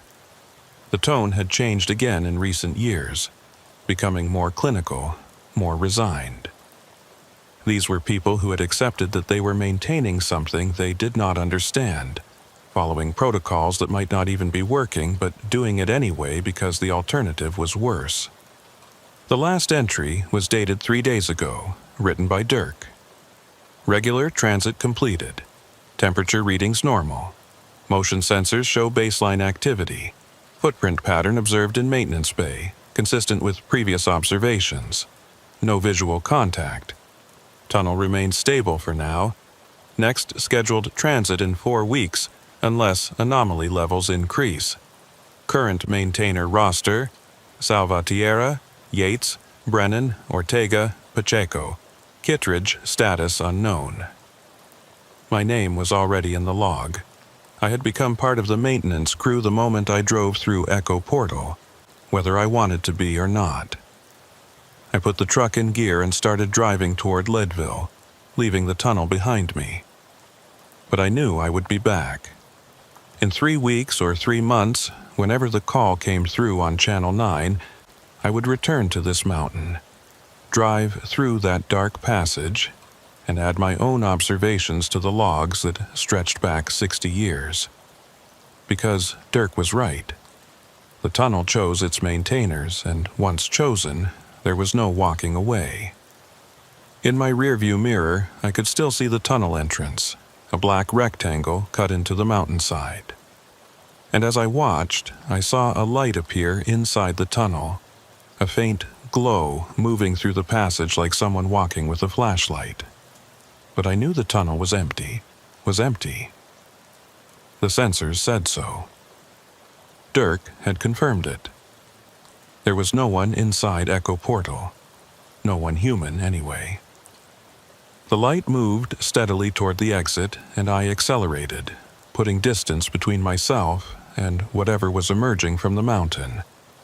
I did not look back again until I was 5 miles down the road, and by then, the tunnel was out of sight, hidden by the curve of the mountain and the darkness of the Colorado night.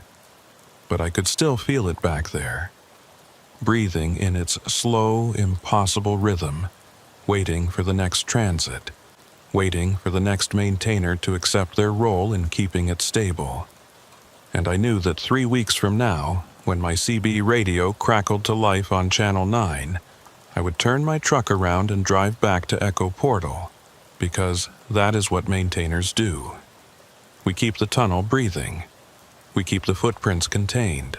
And we pray that whatever makes them never decides to walk out into the world beyond the mountain. 3 weeks and 2 days after my first transit through Echo Portal, the call came exactly as Dirk had predicted. I was hauling refrigerated goods from Denver to Durango, halfway through the run, approaching midnight on a clear, cold night. The CB radio crackled on Channel 9, and a voice I did not recognize said simply, "Echo Portal requires maintenance. Respond if you can transit within 6 hours." I keyed the handset. "This is Harlan Yates. I can be there by 4 a.m. "Acknowledged," the voice said. "Temperature readings are elevated in Sector 3. Motion sensors showing increased activity. Standard inspection protocol. Dirk Salvatierra will meet you at the North Portal." I changed course at the next junction, leaving my scheduled route and heading northwest into the mountains. My dispatcher would be unhappy about the delay, but I had already established a pattern over the past 3 weeks of occasionally taking longer routes or making unexplained stops. I told him I was dealing with recurring electrical problems that required frequent maintenance checks. It was not entirely a lie. The tablet Dirk had given me was integrated with my truck's systems now, monitoring the tunnel's sensors even when I was hundreds of miles away. And sometimes it would trigger alerts that made my dashboard lights flicker in patterns that matched the anomaly readings from Echo Portal. I reached the tunnel access road at 3:45 a.m. The temperature had dropped to 15 below zero, and the stars were so bright they looked like ice crystals frozen in the black sky. Dirk's maintenance truck was already parked at the north portal, its lights off, and I could see him standing outside the tunnel entrance, illuminated by my headlights as I pulled up. I climbed down from my cab, the cold hitting me like a physical blow. Dirk handed me a heavy parka with highway department patches and a hard hat with a mounted LED lamp. "Sector 3 is the maintenance bay area," he said, without preamble. Temperature readings spiked to 180 degrees about 2 hours ago, then dropped back to normal. But the motion sensors are showing continuous activity, and there's a new footprint pattern we haven't seen before. Smaller prints, human-sized, starting from the maintenance access door and leading into the main tunnel. "You said not to go into the maintenance bay," I reminded him. "I said not to go in alone and not to give it too much attention," Dirk corrected. "But if something is coming out of the bay and walking into the tunnel, we need to document it. That's new behavior, and new behavior means the tunnel is changing. We go in together, we stay on the main roadway, and we don't open any doors. Understood?" I nodded, pulling on the parka and adjusting the hard hat. Dirk handed me a radio clipped to a shoulder harness, a digital camera, and a clipboard with blank inspection forms. "Standard protocol," he said. "We walk in, document what we see, take temperature readings at marked intervals, and walk out. The whole inspection should take 90 minutes, maybe 2 hours. We don't stop except to record data. We don't investigate anything that looks unusual unless it's directly blocking the roadway. And if either of us says we need to leave, we leave immediately, no questions asked." He picked up his own equipment. A larger pack with monitoring gear and a heavy-duty flashlight that could double as a weapon. "One more thing," he said, looking me directly in the eyes. "If you see Jude Kitteridge in there, do not approach him. Do not speak to him. Do not acknowledge his presence. Whatever is walking around with his face is not him anymore, and engaging with it will only make things worse." We entered the tunnel side by side, our headlamps cutting through the darkness. The temperature dropped another 10 degrees once we were past the portal, and I could see ice forming on the tunnel walls, crystalline patterns that caught our lights and reflected them in strange angles. Our footsteps echoed, but the echoes were wrong, coming back too quickly from some directions and too slowly from others, like the tunnel's geometry did not match its visible dimensions. The first quarter mile was quiet. We stopped every 100 yards to check temperature sensors embedded in the walls, comparing the digital readings on Dirk's tablet with the mechanical backup thermometers mounted in protective housings. The readings matched, showing a steady 43 degrees Fahrenheit, exactly what the tunnel should maintain. But I could feel the cold more intensely than those numbers suggested, a bone-deep chill that made my joints ache. At the half-mile mark, we found the first anomaly. One of the motion sensors had been torn from the wall, leaving behind twisted mounting bolts and a spray pattern of what looked like rust stains on the concrete. But when Dirk examined the stains more closely with his flashlight, he shook his head. "Not rust," he said. "Mineral deposits, something with high iron content, probably from deep groundwater. But the sensor was just inspected 2 weeks ago, and it was intact then." He took photographs from multiple angles while I documented the damage on my inspection form. The sensor itself was nowhere to be seen, and there were no drag marks or debris suggesting it had been carried away. It was simply gone, ripped from the wall by something strong enough to shear through steel bolts. We continued deeper.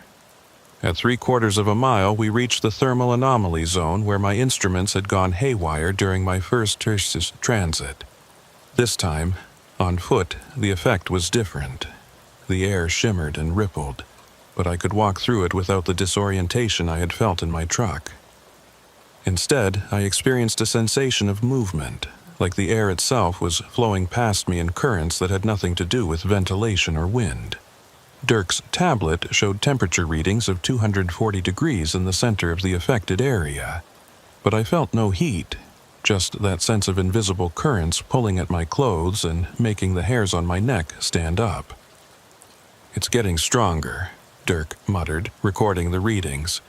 "Last month, this zone was 50 yards long. Now it's closer to 80 yards, and the temperature peak is higher. Whatever geological formation is causing this, it's becoming more active." At mile 1-2, we reached the maintenance bay. The alcove was exactly as I remembered it from my first transit.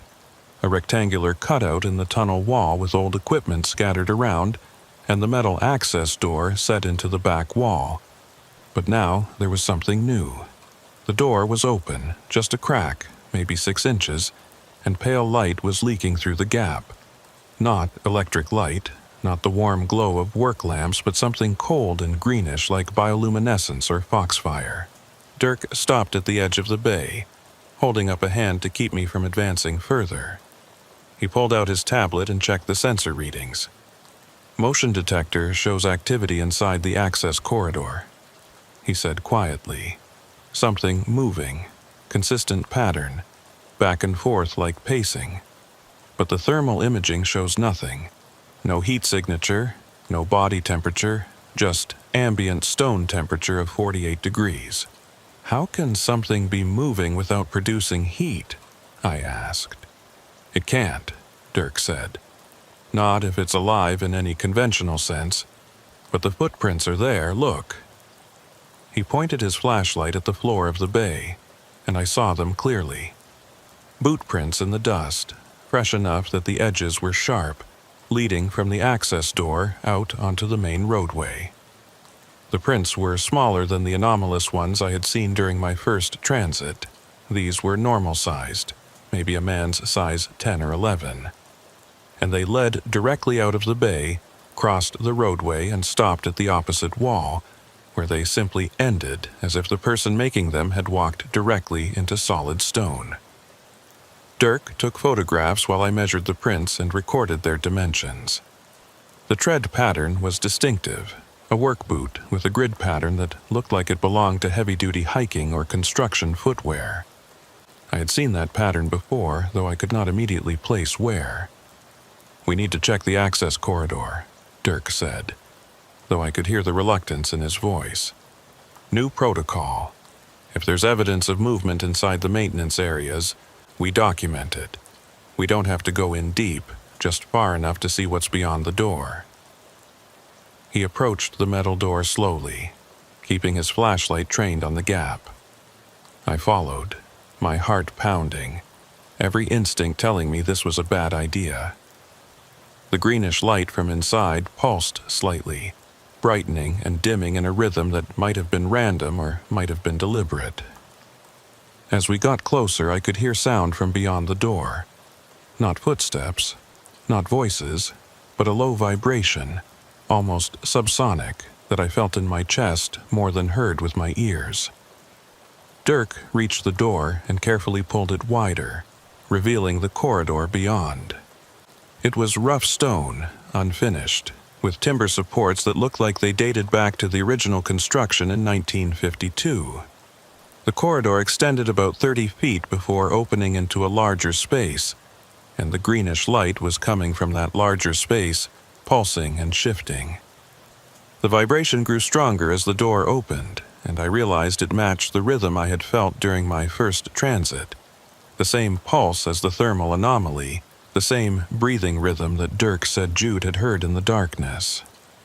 The footprints continued into the corridor, and now I could see that there were multiple sets, overlapping, as if several people had been walking back and forth.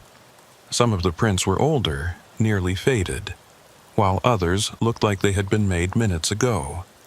And at the far end of the corridor, silhouetted against the greenish light, I saw a figure standing motionless. The figure was man-shaped, wearing what looked like a maintenance uniform similar to the one Dirk wore. But something was wrong with the proportions. The arms were too long, hanging below the knees, and the head was tilted at an angle that suggested the neck was broken or the skull was deformed. As we watched, the figure raised one hand in a slow wave, the gesture mechanical and precise.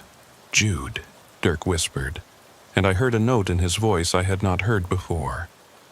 Fear, yes, but also recognition and terrible sadness.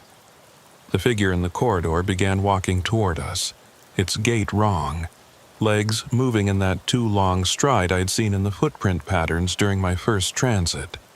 4 feet per step, maybe 5, covering the distance quickly despite moving with an unhurried pace. The greenish light followed it, or came from it.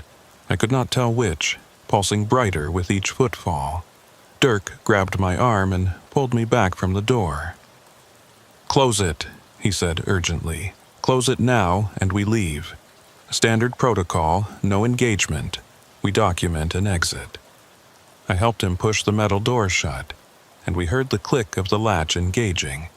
But through the door, I could hear footsteps continuing, approaching the threshold, then stopping.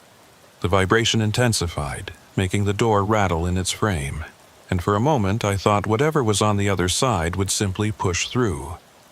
But then the vibration stopped, the footsteps retreated, and we were left in silence broken only by our own harsh breathing. Dirk was already walking quickly back toward the tunnel entrance, his flashlight beam bouncing erratically as he moved. I followed, checking over my shoulder every few seconds, expecting to see the maintenance bay door burst open, expecting to see that wrongly proportioned figure emerge and follow us. But the door remained closed, and the greenish light gradually faded from the gap underneath it. We made it to the 3/4-mile mark before Dirk stopped and turned to face me.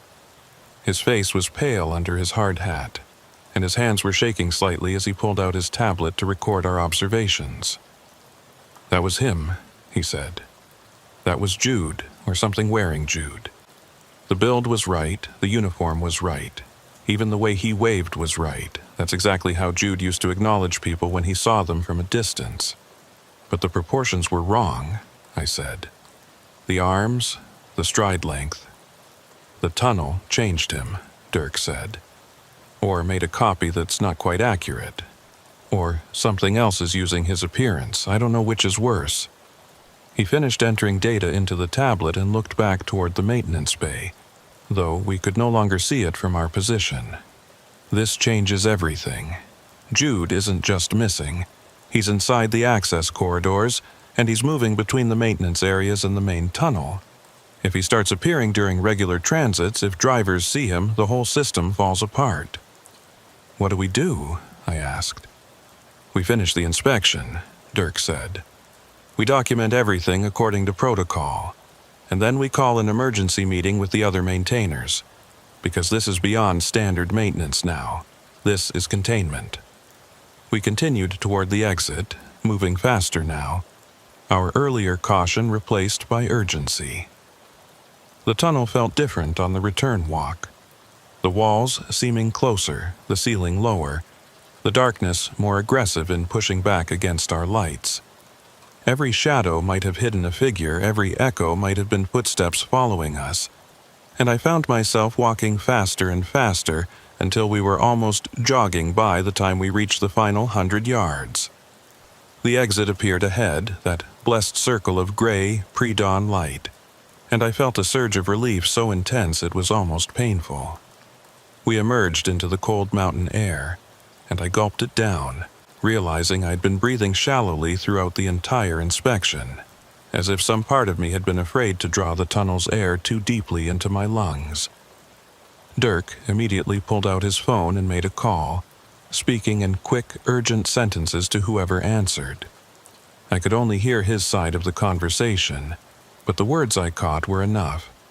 Active mischievous manifestation, access corridor, visual confirmation, need meeting within 24 hours. While he talked, I walked to my truck and climbed into the cab, needing the familiar space, the normal surfaces, the reliable instruments. I pulled out the tablet and reviewed the data we had collected. Temperature spikes, motion sensor damage, footprint measurements, photographic evidence. It all looked official and scientific in the neat digital forms, but it did nothing to capture the reality of what we had seen, the wrongness of that figure in the corridor, the feeling of being watched by something that wore a human shape but had forgotten or never known how to properly inhabit it. Dirk finished his call and walked over to my truck. Meeting is set for tomorrow night, 9 p.m. at the Flying J in Frisco. All active maintainers will be there. We're going to review the protocols and decide if Echo Portal needs to be shut down permanently. Consequences be damned. Can it be shut down? I asked. I thought you said that made things worse. It does, Dirk admitted. But having Jude or whatever he's become walking around in there might be worse. We need to discuss options, figure out if there's a way to contain the access corridors without sealing the main tunnel. Maybe welding the maintenance doors shut. Maybe filling the corridors with concrete, I don't know. But we can't leave things as they are. He looked back at the tunnel entrance one more time. And in the growing light of dawn, I could see how exhausted he looked. How the years of maintenance had worn him down. 10 years I've been doing this, he said. 10 years of monitoring and inspecting and keeping this thing stable. And now I'm wondering if we've been making a mistake the whole time. Maybe the tunnel was supposed to be sealed in 1963. Maybe we've been feeding it by keeping it active, giving it the energy it needs to grow and change and create things like what we saw in that corridor. You think the transits make it stronger? I asked.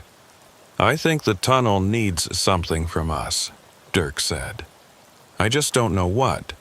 Traffic, attention, maintenance, maybe all of those things. And I think it's been slowly getting what it needs for 60 years, and now it's strong enough to start keeping people. First Jude, but who's next? How many more transits before another maintainer goes missing? How many before it reaches out beyond the mountain and starts affecting other tunnels, other roads? He walked back to his maintenance truck without another word, climbed in, and drove away, leaving me alone with the tunnel entrance and the morning light slowly painting the mountain peaks. I sat in my cab for a long time, staring at that dark opening in the rock, thinking about what I had seen in the access corridor.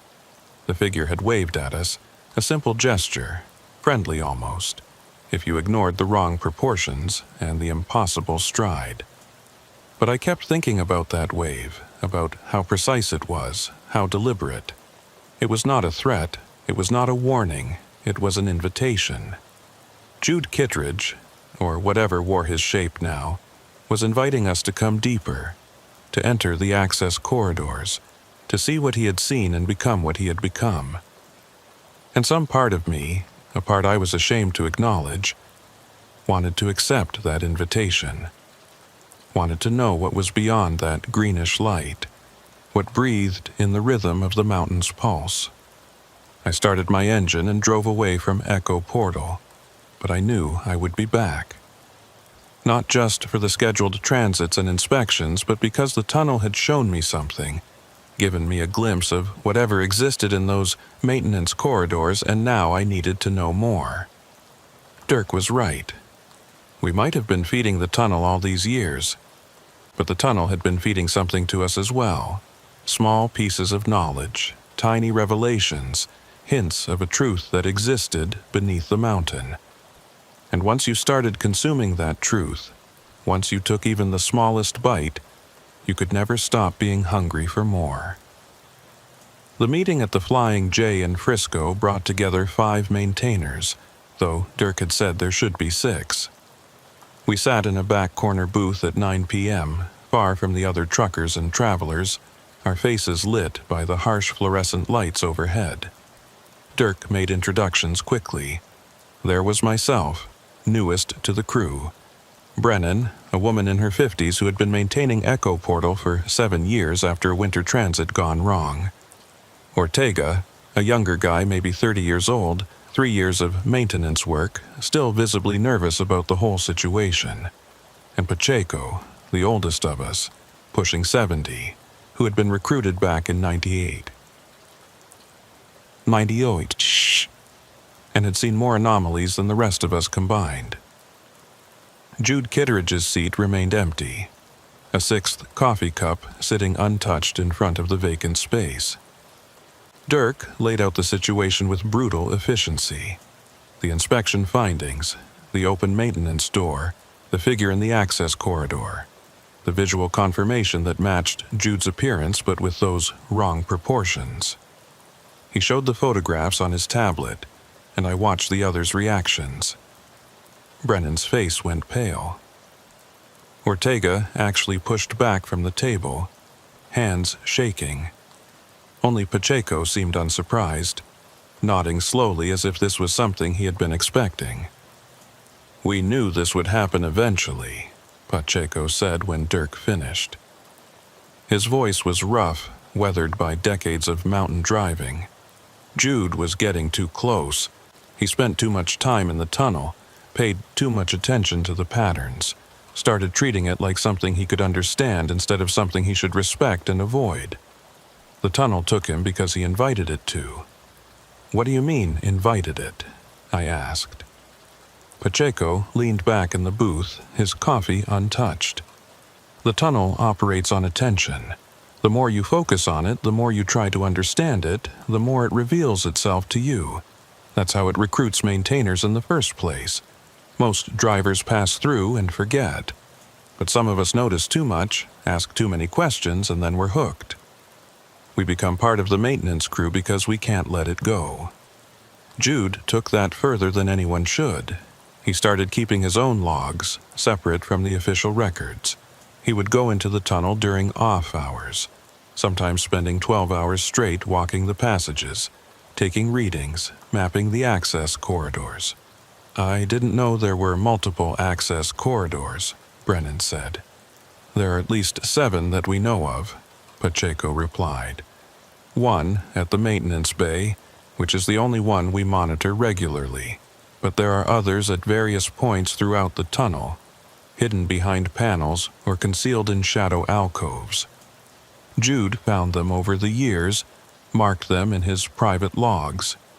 He believed they formed a network, a system of passages that extended deep into the mountain, possibly connecting to natural cave formations or old mining shafts from before the tunnel was built." Dirk was staring at Pacheco with an expression I could not quite read. "You knew about this. About Jude's private investigation. Why didn't you report it?"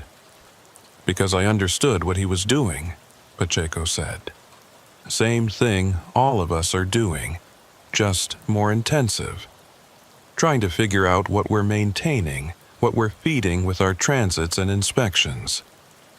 The official logs treat Echo Portal like a standard infrastructure problem, temperature anomalies and sensor malfunctions. But you've all felt it. You know there's something else going on, something the reports don't capture." He pulled out a worn notebook from his jacket pocket and laid it on the table. The cover was stained and dog-eared, filled with handwritten notes and sketches.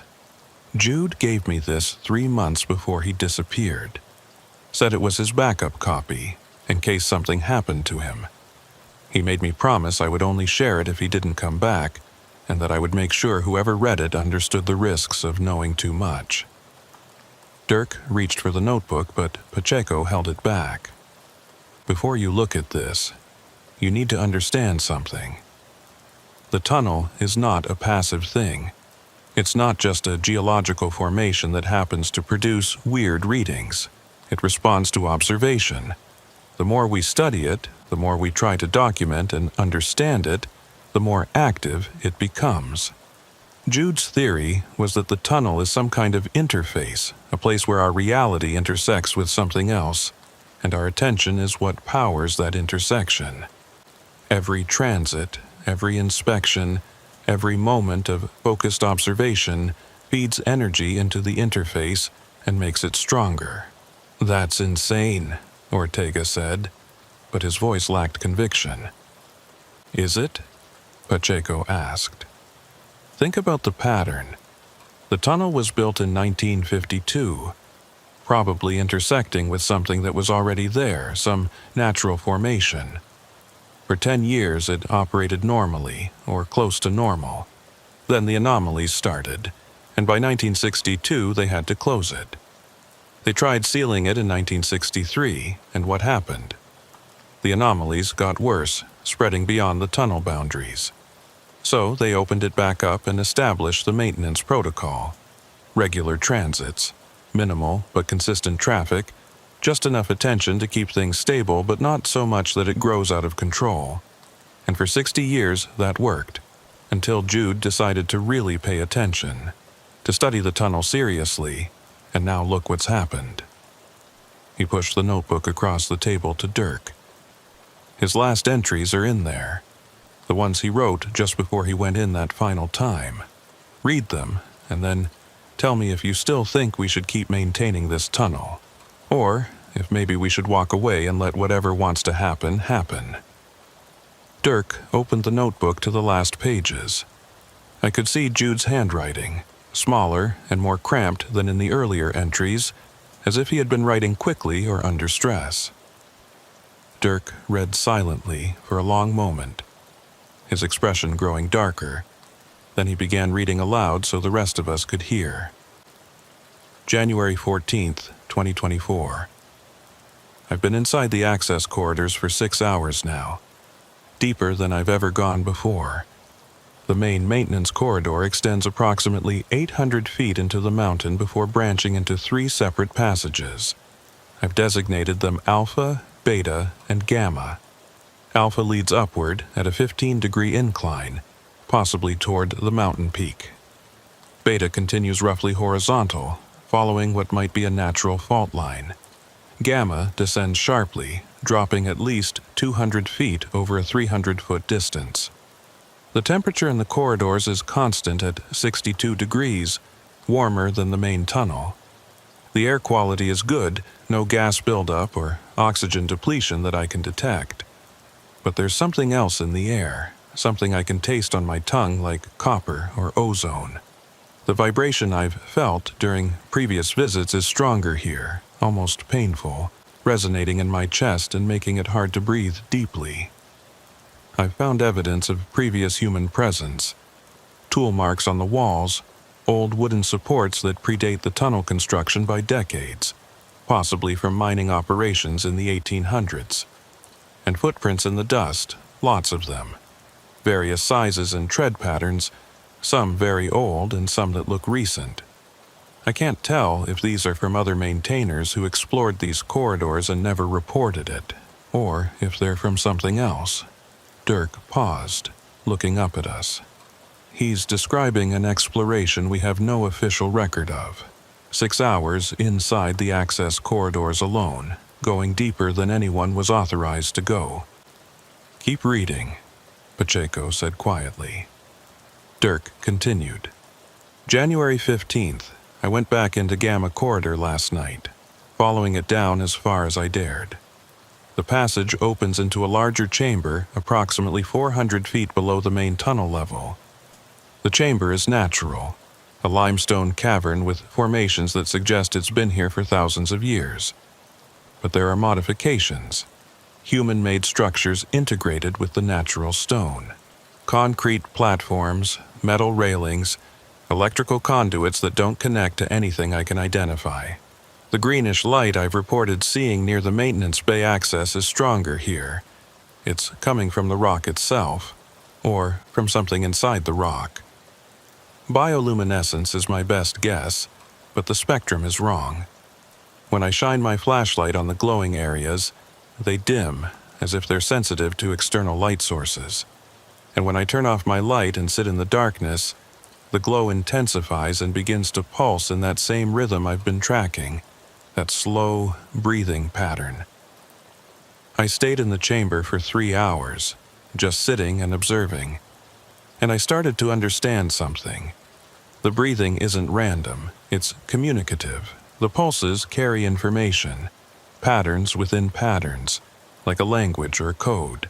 I don't have the tools to decode it properly, but I can feel the meaning, sense the intention behind it. The tunnel isn't trying to trap us or harm us. It's trying to show us something, teach us something, and the only way to learn is to go deeper, to spend more time in the presence of that pulsing light. Brennan interrupted. He's describing psychosis, hypoxia or carbon monoxide poisoning or something. You can't trust observations made in that state. Maybe, Dirk said, but there's more. He turned to the final entry. January 17th. This will be my last log entry before I go in for an extended stay. I've packed supplies for a week in the deep chamber. Water, food, batteries, extra equipment. I'm going to document the patterns fully, establish a proper baseline for the communication I've been sensing. The other maintainers won't understand this. They'll think I've lost perspective, become obsessed, but I haven't. I've just finally understood what we've been maintaining all these years. Echo Portal isn't a tunnel with anomalies. It's a doorway that we've been keeping partially open. Every transit, every inspection, every moment of attention we give it, we're preventing it from closing completely. And I think that's wrong. I think it needs to be allowed to open fully, to complete whatever process started when they blasted through the mountain in 1952 and accidentally intersected with that chamber below. The things that walk in the tunnel, the footprints with the wrong stride length, the figures that show up on motion sensors but not thermal imaging. Those aren't ghosts or echoes or anomalies. There's something trying to cross through the doorway, something that exists in the space on the other side. And they're not hostile. They're curious. They want to understand us as much as we want to understand them. The only way to establish communication is to meet them halfway, to go through the doorway and spend time on their side. I'm going to do that. I'm going down to the deep chamber, and I'm going to stay there until I understand what's happening, until I can communicate properly with whatever is producing that pulsing light. If I don't come back, it means I found something better on the other side. If I do come back, I'll have answers. Either way, don't come looking for me. Don't try to close the tunnel. Let it breathe. Let it become what it's trying to become. That's the real maintenance we should be doing, facilitating the transformation, not preventing it. Dirk closed the notebook and set it on the table. The silence in the booth was profound, broken only by the ambient noise of the truck stop around us, the muted conversations of other drivers, the hiss of the coffee maker, the distant rumble of engines. He went insane, Ortega said finally. Whatever he experienced in that chamber, it broke his mind and made him think he was communicating with something. Or he was right, I said, surprising myself with the words. What if he really was sensing something? What if the tunnel really is trying to communicate? All eyes turned to me, and I felt the weight of their attention. But I continued, because something about Jude's final entries resonated with my own experiences. I've only been through Echo Portal twice, once as a transit, once on foot. But both times I felt something, not just fear or disorientation, but a sense of presence, of being observed by something that was trying to understand me. When we saw that figure in the maintenance corridor, when it waved at us, that wasn't a threat. It was exactly what Jude said, curiosity, an attempt at contact. You can't seriously be considering this, Brennan said. I'm not saying we should follow Jude's path, I replied, but maybe we should reconsider our approach. We've been treating Echo Portal like a hazard to be managed, an infrastructure problem to be solved with monitoring and maintenance. What if that's wrong? What if it needs something different from us? Pacheco was nodding slowly. I've been thinking the same thing for years. The tunnel keeps calling us back. It recruits maintainers, creates situations that force us to return and pay attention to it. That's not random, that's intentional. It wants something from us, and until we figure out what that is, we're just going to keep repeating the same cycle. Dirk stood up abruptly, pacing beside the booth. This is exactly the kind of thinking that got Jude lost. You start anthropomorphizing the tunnel, attributing intentions and desires to what's probably just a weird geological formation, and the next thing you know, you're walking into a cave with a week's worth of supplies and planning to commune with glowing rocks. Then what's your alternative? I asked. We keep doing standard maintenance until another one of us disappears? We try to seal it again and risk the anomalies spreading? Or we walk away entirely and hope that whatever happens far enough from population centers that it doesn't matter? Dirk stopped pacing and looked at each of us in turn. I don't know, he admitted. That's why I called this meeting, because I've been maintaining Echo Portal for 10 years and I thought I understood what we were doing. But after seeing Jude in that corridor, after reading his logs, I don't know anymore. Maybe he's right. Maybe we've been doing it wrong all along. There's one way to find out, Pacheco said. He was looking directly at me, and I felt a chill run down my spine. Someone needs to go into the deep chamber, not for a week like Jude planned, but for a few hours, properly equipped, with communication maintained with the surface, with a plan for extraction if things go wrong.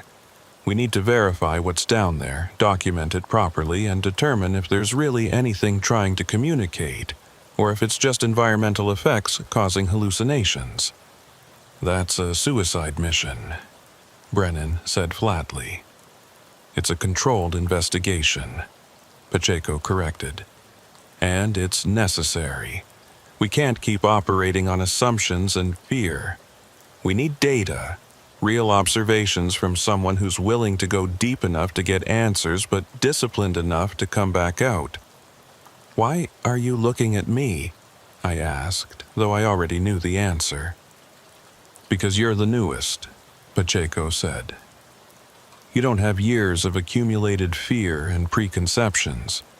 You felt the presence, acknowledged it, but you haven't built up defensive mechanisms against it. That makes you the best candidate to establish contact, if contact is possible. And if it's not possible, if there's nothing down there but toxic gas and hallucinations, you're the most likely to recognize that and abort the mission before you end up like Jude. I looked around the table at the other maintainers. Dirk was staring at his coffee, unwilling to meet my eyes. Brennan looked like she wanted to argue but could not find the words. Ortega was pale, clearly relieved that the attention was not on him. Only Pacheco met my gaze directly, and I saw in his eyes something I had not expected. Hope. He genuinely believed that going into the deep chamber might provide answers, might change our understanding of what we were dealing with. If I do this, I said slowly, I need guarantees. Full safety equipment, communication maintained at all times, and a rescue team ready to pull me out if I call for extraction. And I want access to all of Jude's logs, not just the final entries. Everything he documented about the access corridors and the deep chamber. Pacheco nodded. Agreed. We'll need a week to prepare. Gather the right equipment, establish a communication relay that can reach underground, brief you on everything Jude documented. The next scheduled maintenance window is in 6 days. We'll use that as our cover. Tell the official monitoring system that we're doing an extended inspection. I'll coordinate logistics, Dirk said, though his voice suggested he was not happy about the decision. But I want it on record that I think this is a mistake. We're not researchers. We're truck drivers who got recruited into maintaining something we don't understand. This is beyond our scope. It's been beyond our scope from the beginning, Pacheco said. We've just been pretending otherwise." The meeting broke up shortly after that, each of us heading back to our trucks and our regular routes.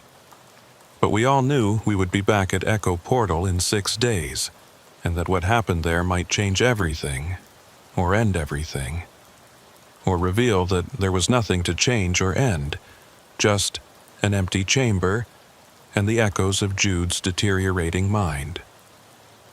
I spent the next 6 days running my normal loads, but I could not focus on the work.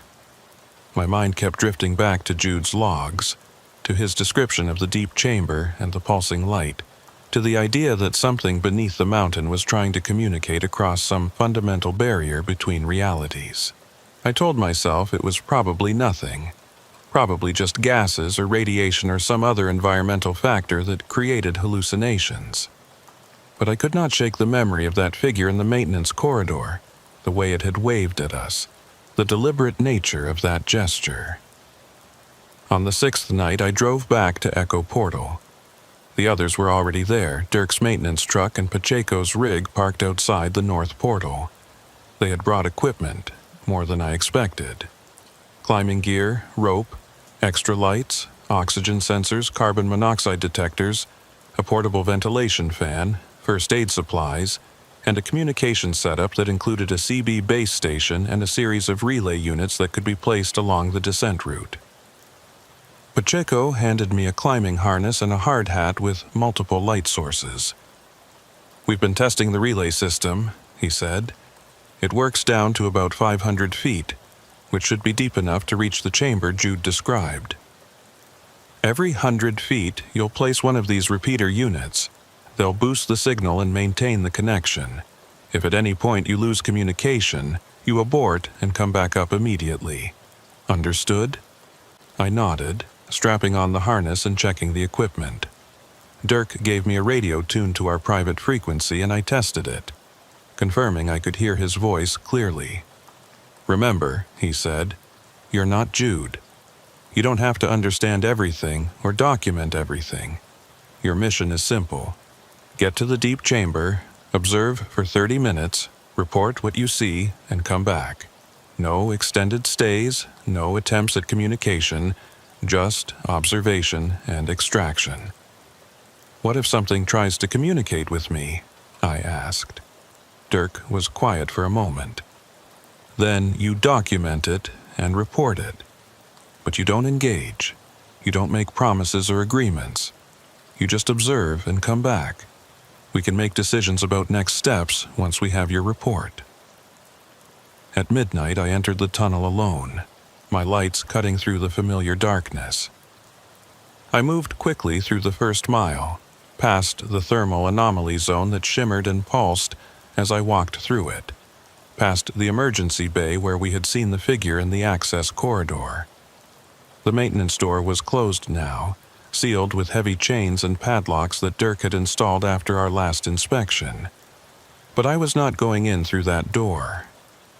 Pacheco had given me coordinates for one of the other access points Jude had discovered, a concealed panel in the tunnel wall at mile 18. I found it exactly where the logs had indicated, a section of concrete that looked solid but could be pushed aside to reveal a narrow opening. I slipped through into a rough stone passage that immediately began to descend. The passage was tight, barely wide enough for my shoulders, and I had to move carefully to avoid snagging my equipment on the rough walls. My radio crackled, and I heard Dirk's voice. "Harlan, we're receiving your signal. Confirm you're in the access corridor." "Confirmed," I replied. "Beginning descent. Placing first relay unit now." I attached the first repeater to the wall with adhesive mounts and continued down. The passage widened after about 50 feet, opening into a more natural tunnel that showed signs of old mining work. Tool marks, support timbers, rusted equipment abandoned decades ago.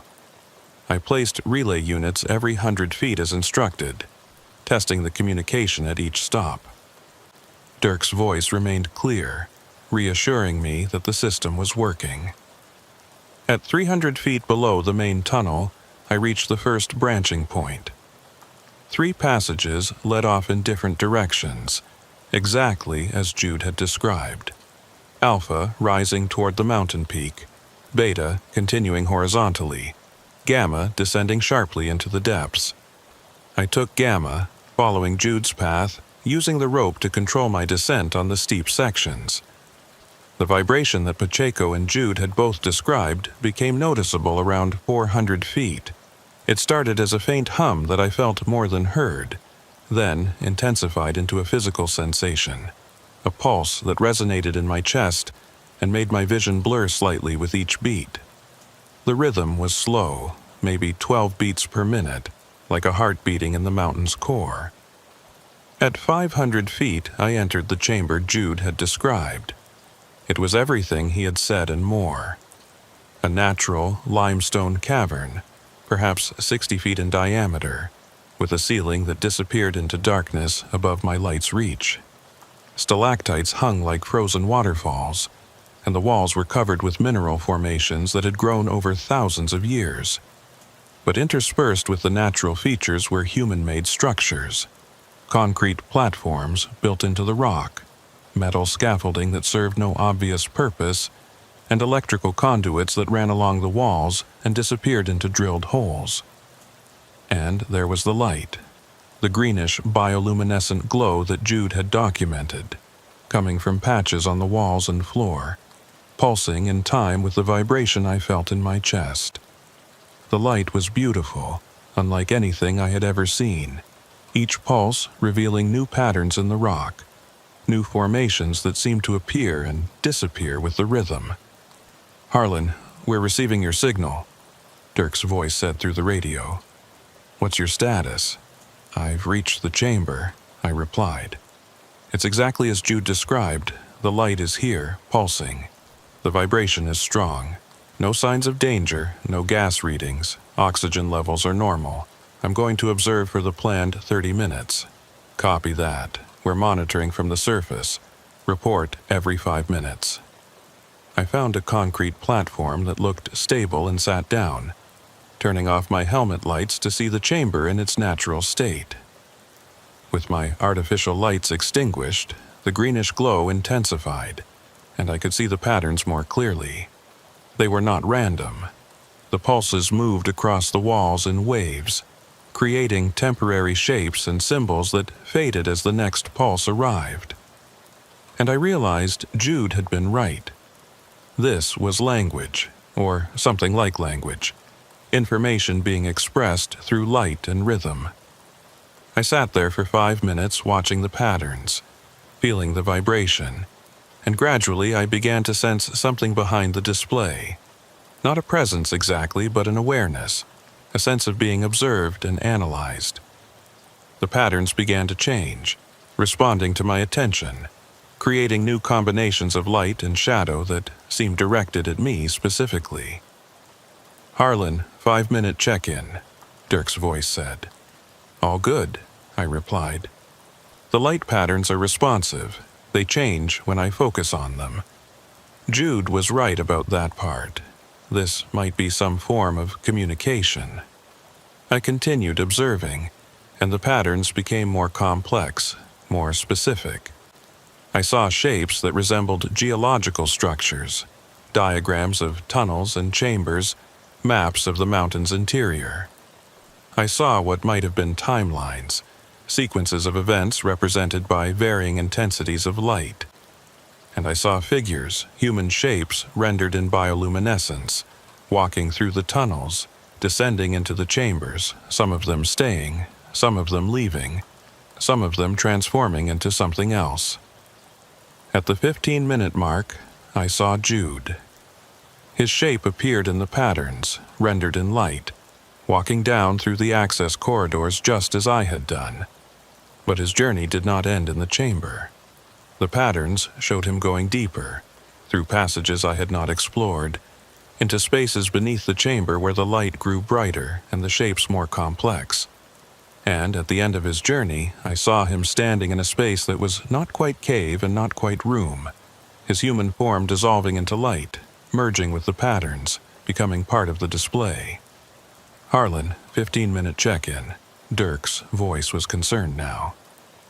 "Your vitals are showing elevated heart rate. Are you okay?" "I see him," I said. "I see Jude. The patterns are showing me what happened to him. He went deeper than this chamber. There are passages below here, and he followed them until he reached something, and then he became part of it." "That's hallucination," Dirk said firmly. "Environmental factors affecting your perception. You need to begin extraction now." But I could not move yet because the patterns were still showing me things. They were showing me the tunnel's history. The moment in 1952 when the construction crews blasted through the rock and accidentally broke through into these chambers. The moment when two realities intersected. When the space beneath the mountain opened a connection to somewhere else. Somewhere that existed in patterns of light and rhythm rather than solid matter. The tunnel was not a doorway between places. It was a doorway between states of being. The pattern showed me the maintenance crews, the decades of people trying to understand and control what they had discovered. They showed me the transits, the energy we provided every time a truck drove through, every time a maintainer descended into the depths. We were feeding it, just as Pacheco had suspected, but not in a predatory sense. We were providing a bridge, a connection between the solid world above and the pattern world below. Our attention, our observation, our very presence created the interface that allowed the two realities to coexist.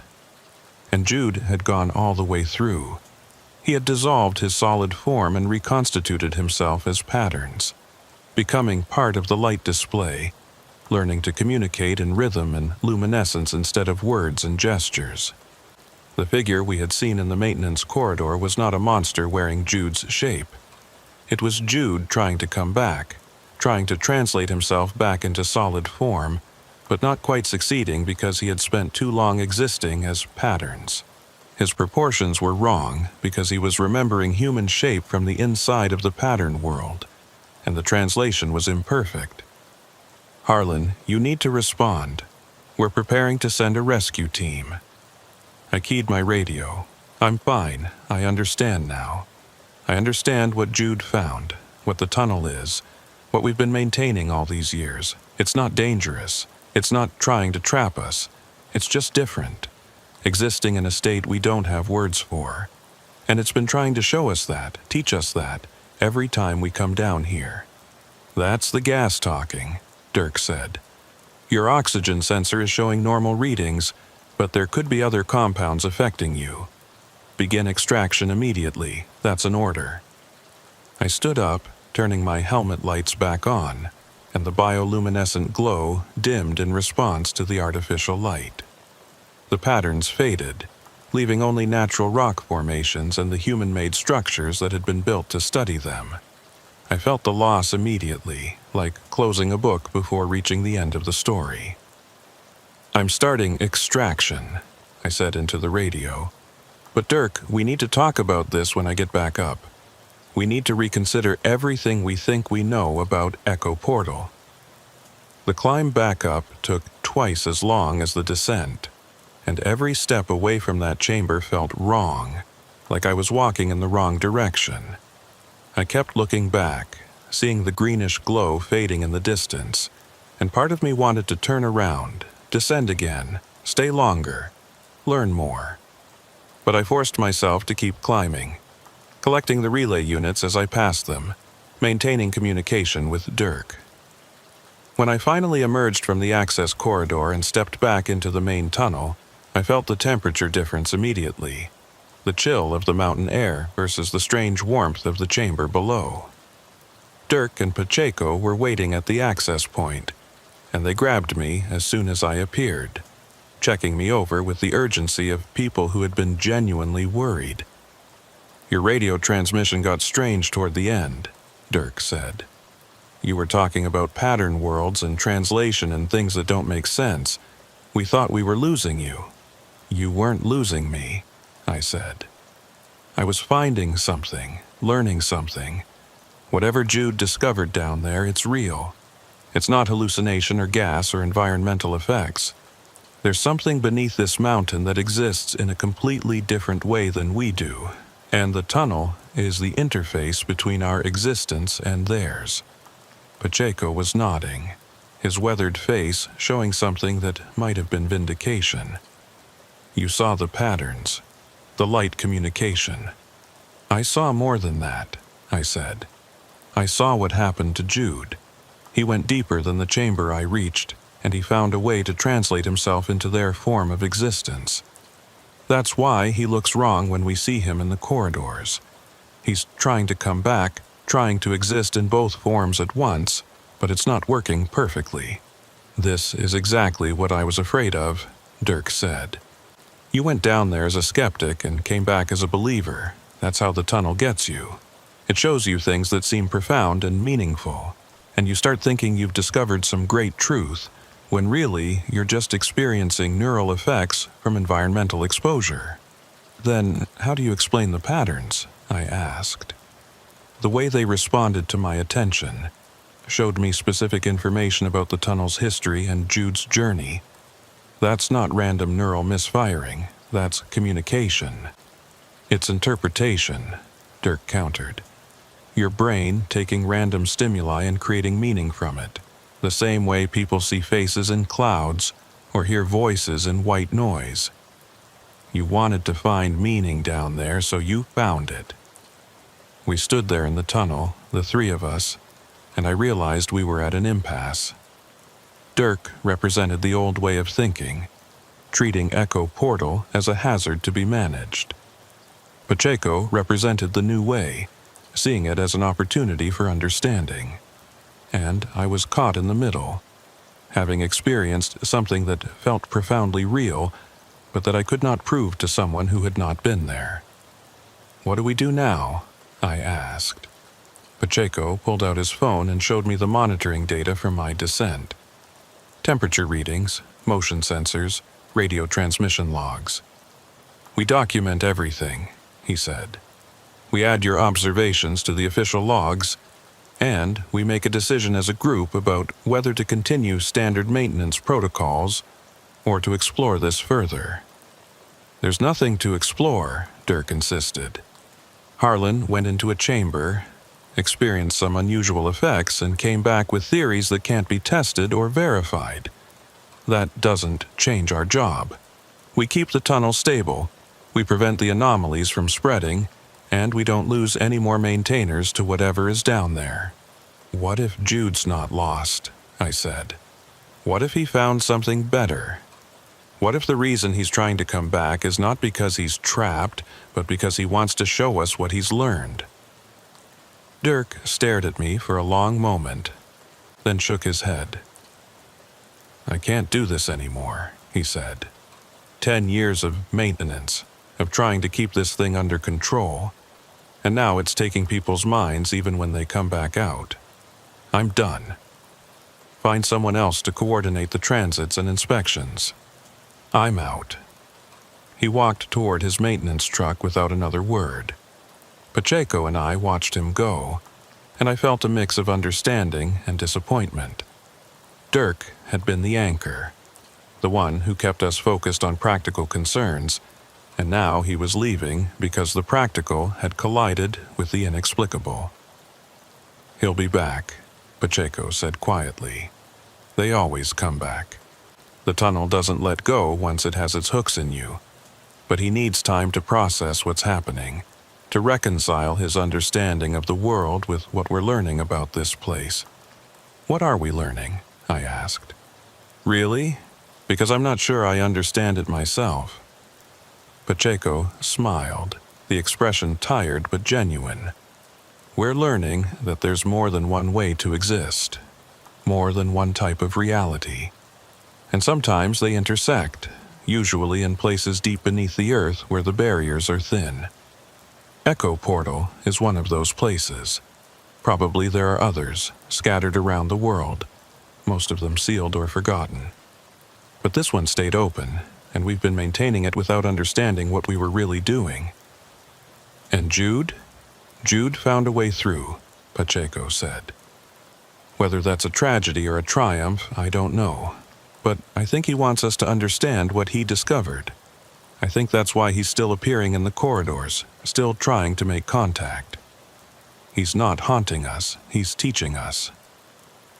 I looked back at the access corridor entrance, at the darkness beyond the concealed panel.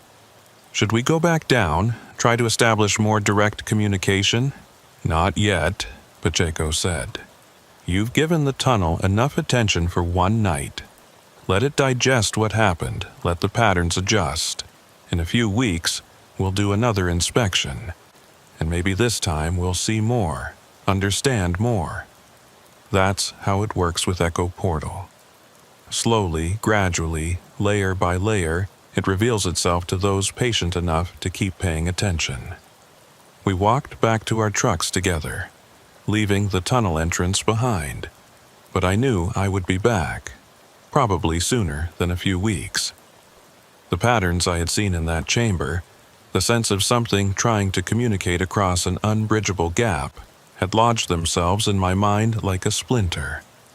I could not stop thinking about them, could not stop wondering what other information they might convey if I just spent more time observing, more time learning their language. As I drove away from Echo Portal that night, heading back toward normal highways and normal loads, I kept my radio tuned to Channel 9.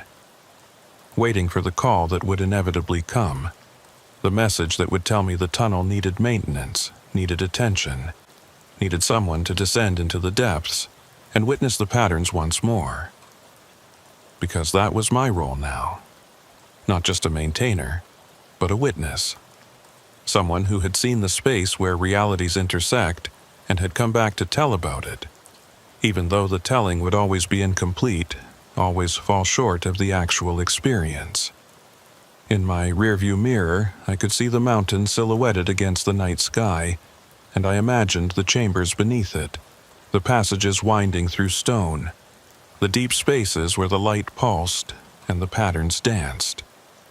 Somewhere in those spaces, Jude existed in a form that was no longer entirely human, trying to bridge the gap between what he had been and what he had become, and somewhere in those same spaces, something else existed too.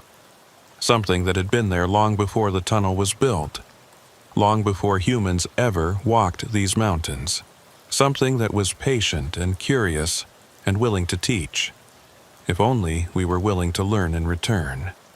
I drove through the night, but I never really left Echo Portal behind.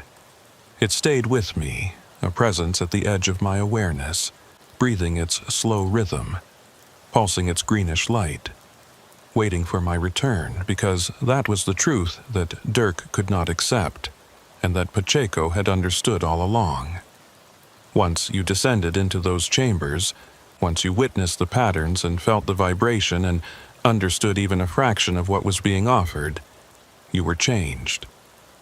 Not lost, not trapped, but fundamentally altered in ways that could not be undone. And sooner or later, you would answer the call to go back down, to learn more, to understand more, to eventually make the same choice that Jude had made, to step through the interface and become something new, something that existed in both realities at once, a bridge between the solid world and the pattern world. I did not know if I would make that choice. Not yet. But I knew I would have the opportunity, probably many times over the years ahead. And each time it would become a little harder to say no, a little more tempting to take that final step and see what existed on the other side. Echo Portal was not just a tunnel through a mountain. It was a question that the mountain itself was asking. And all of us who maintained it, who descended into its depths, who witnessed its patterns, we were all moving slowly, inevitably, toward the moment when we would finally answer that question with our own transformation. The road stretched ahead of me, dark and empty, and I drove on through the Colorado night, carrying the mountain's question with me, knowing that someday, perhaps soon, I would return with my answer.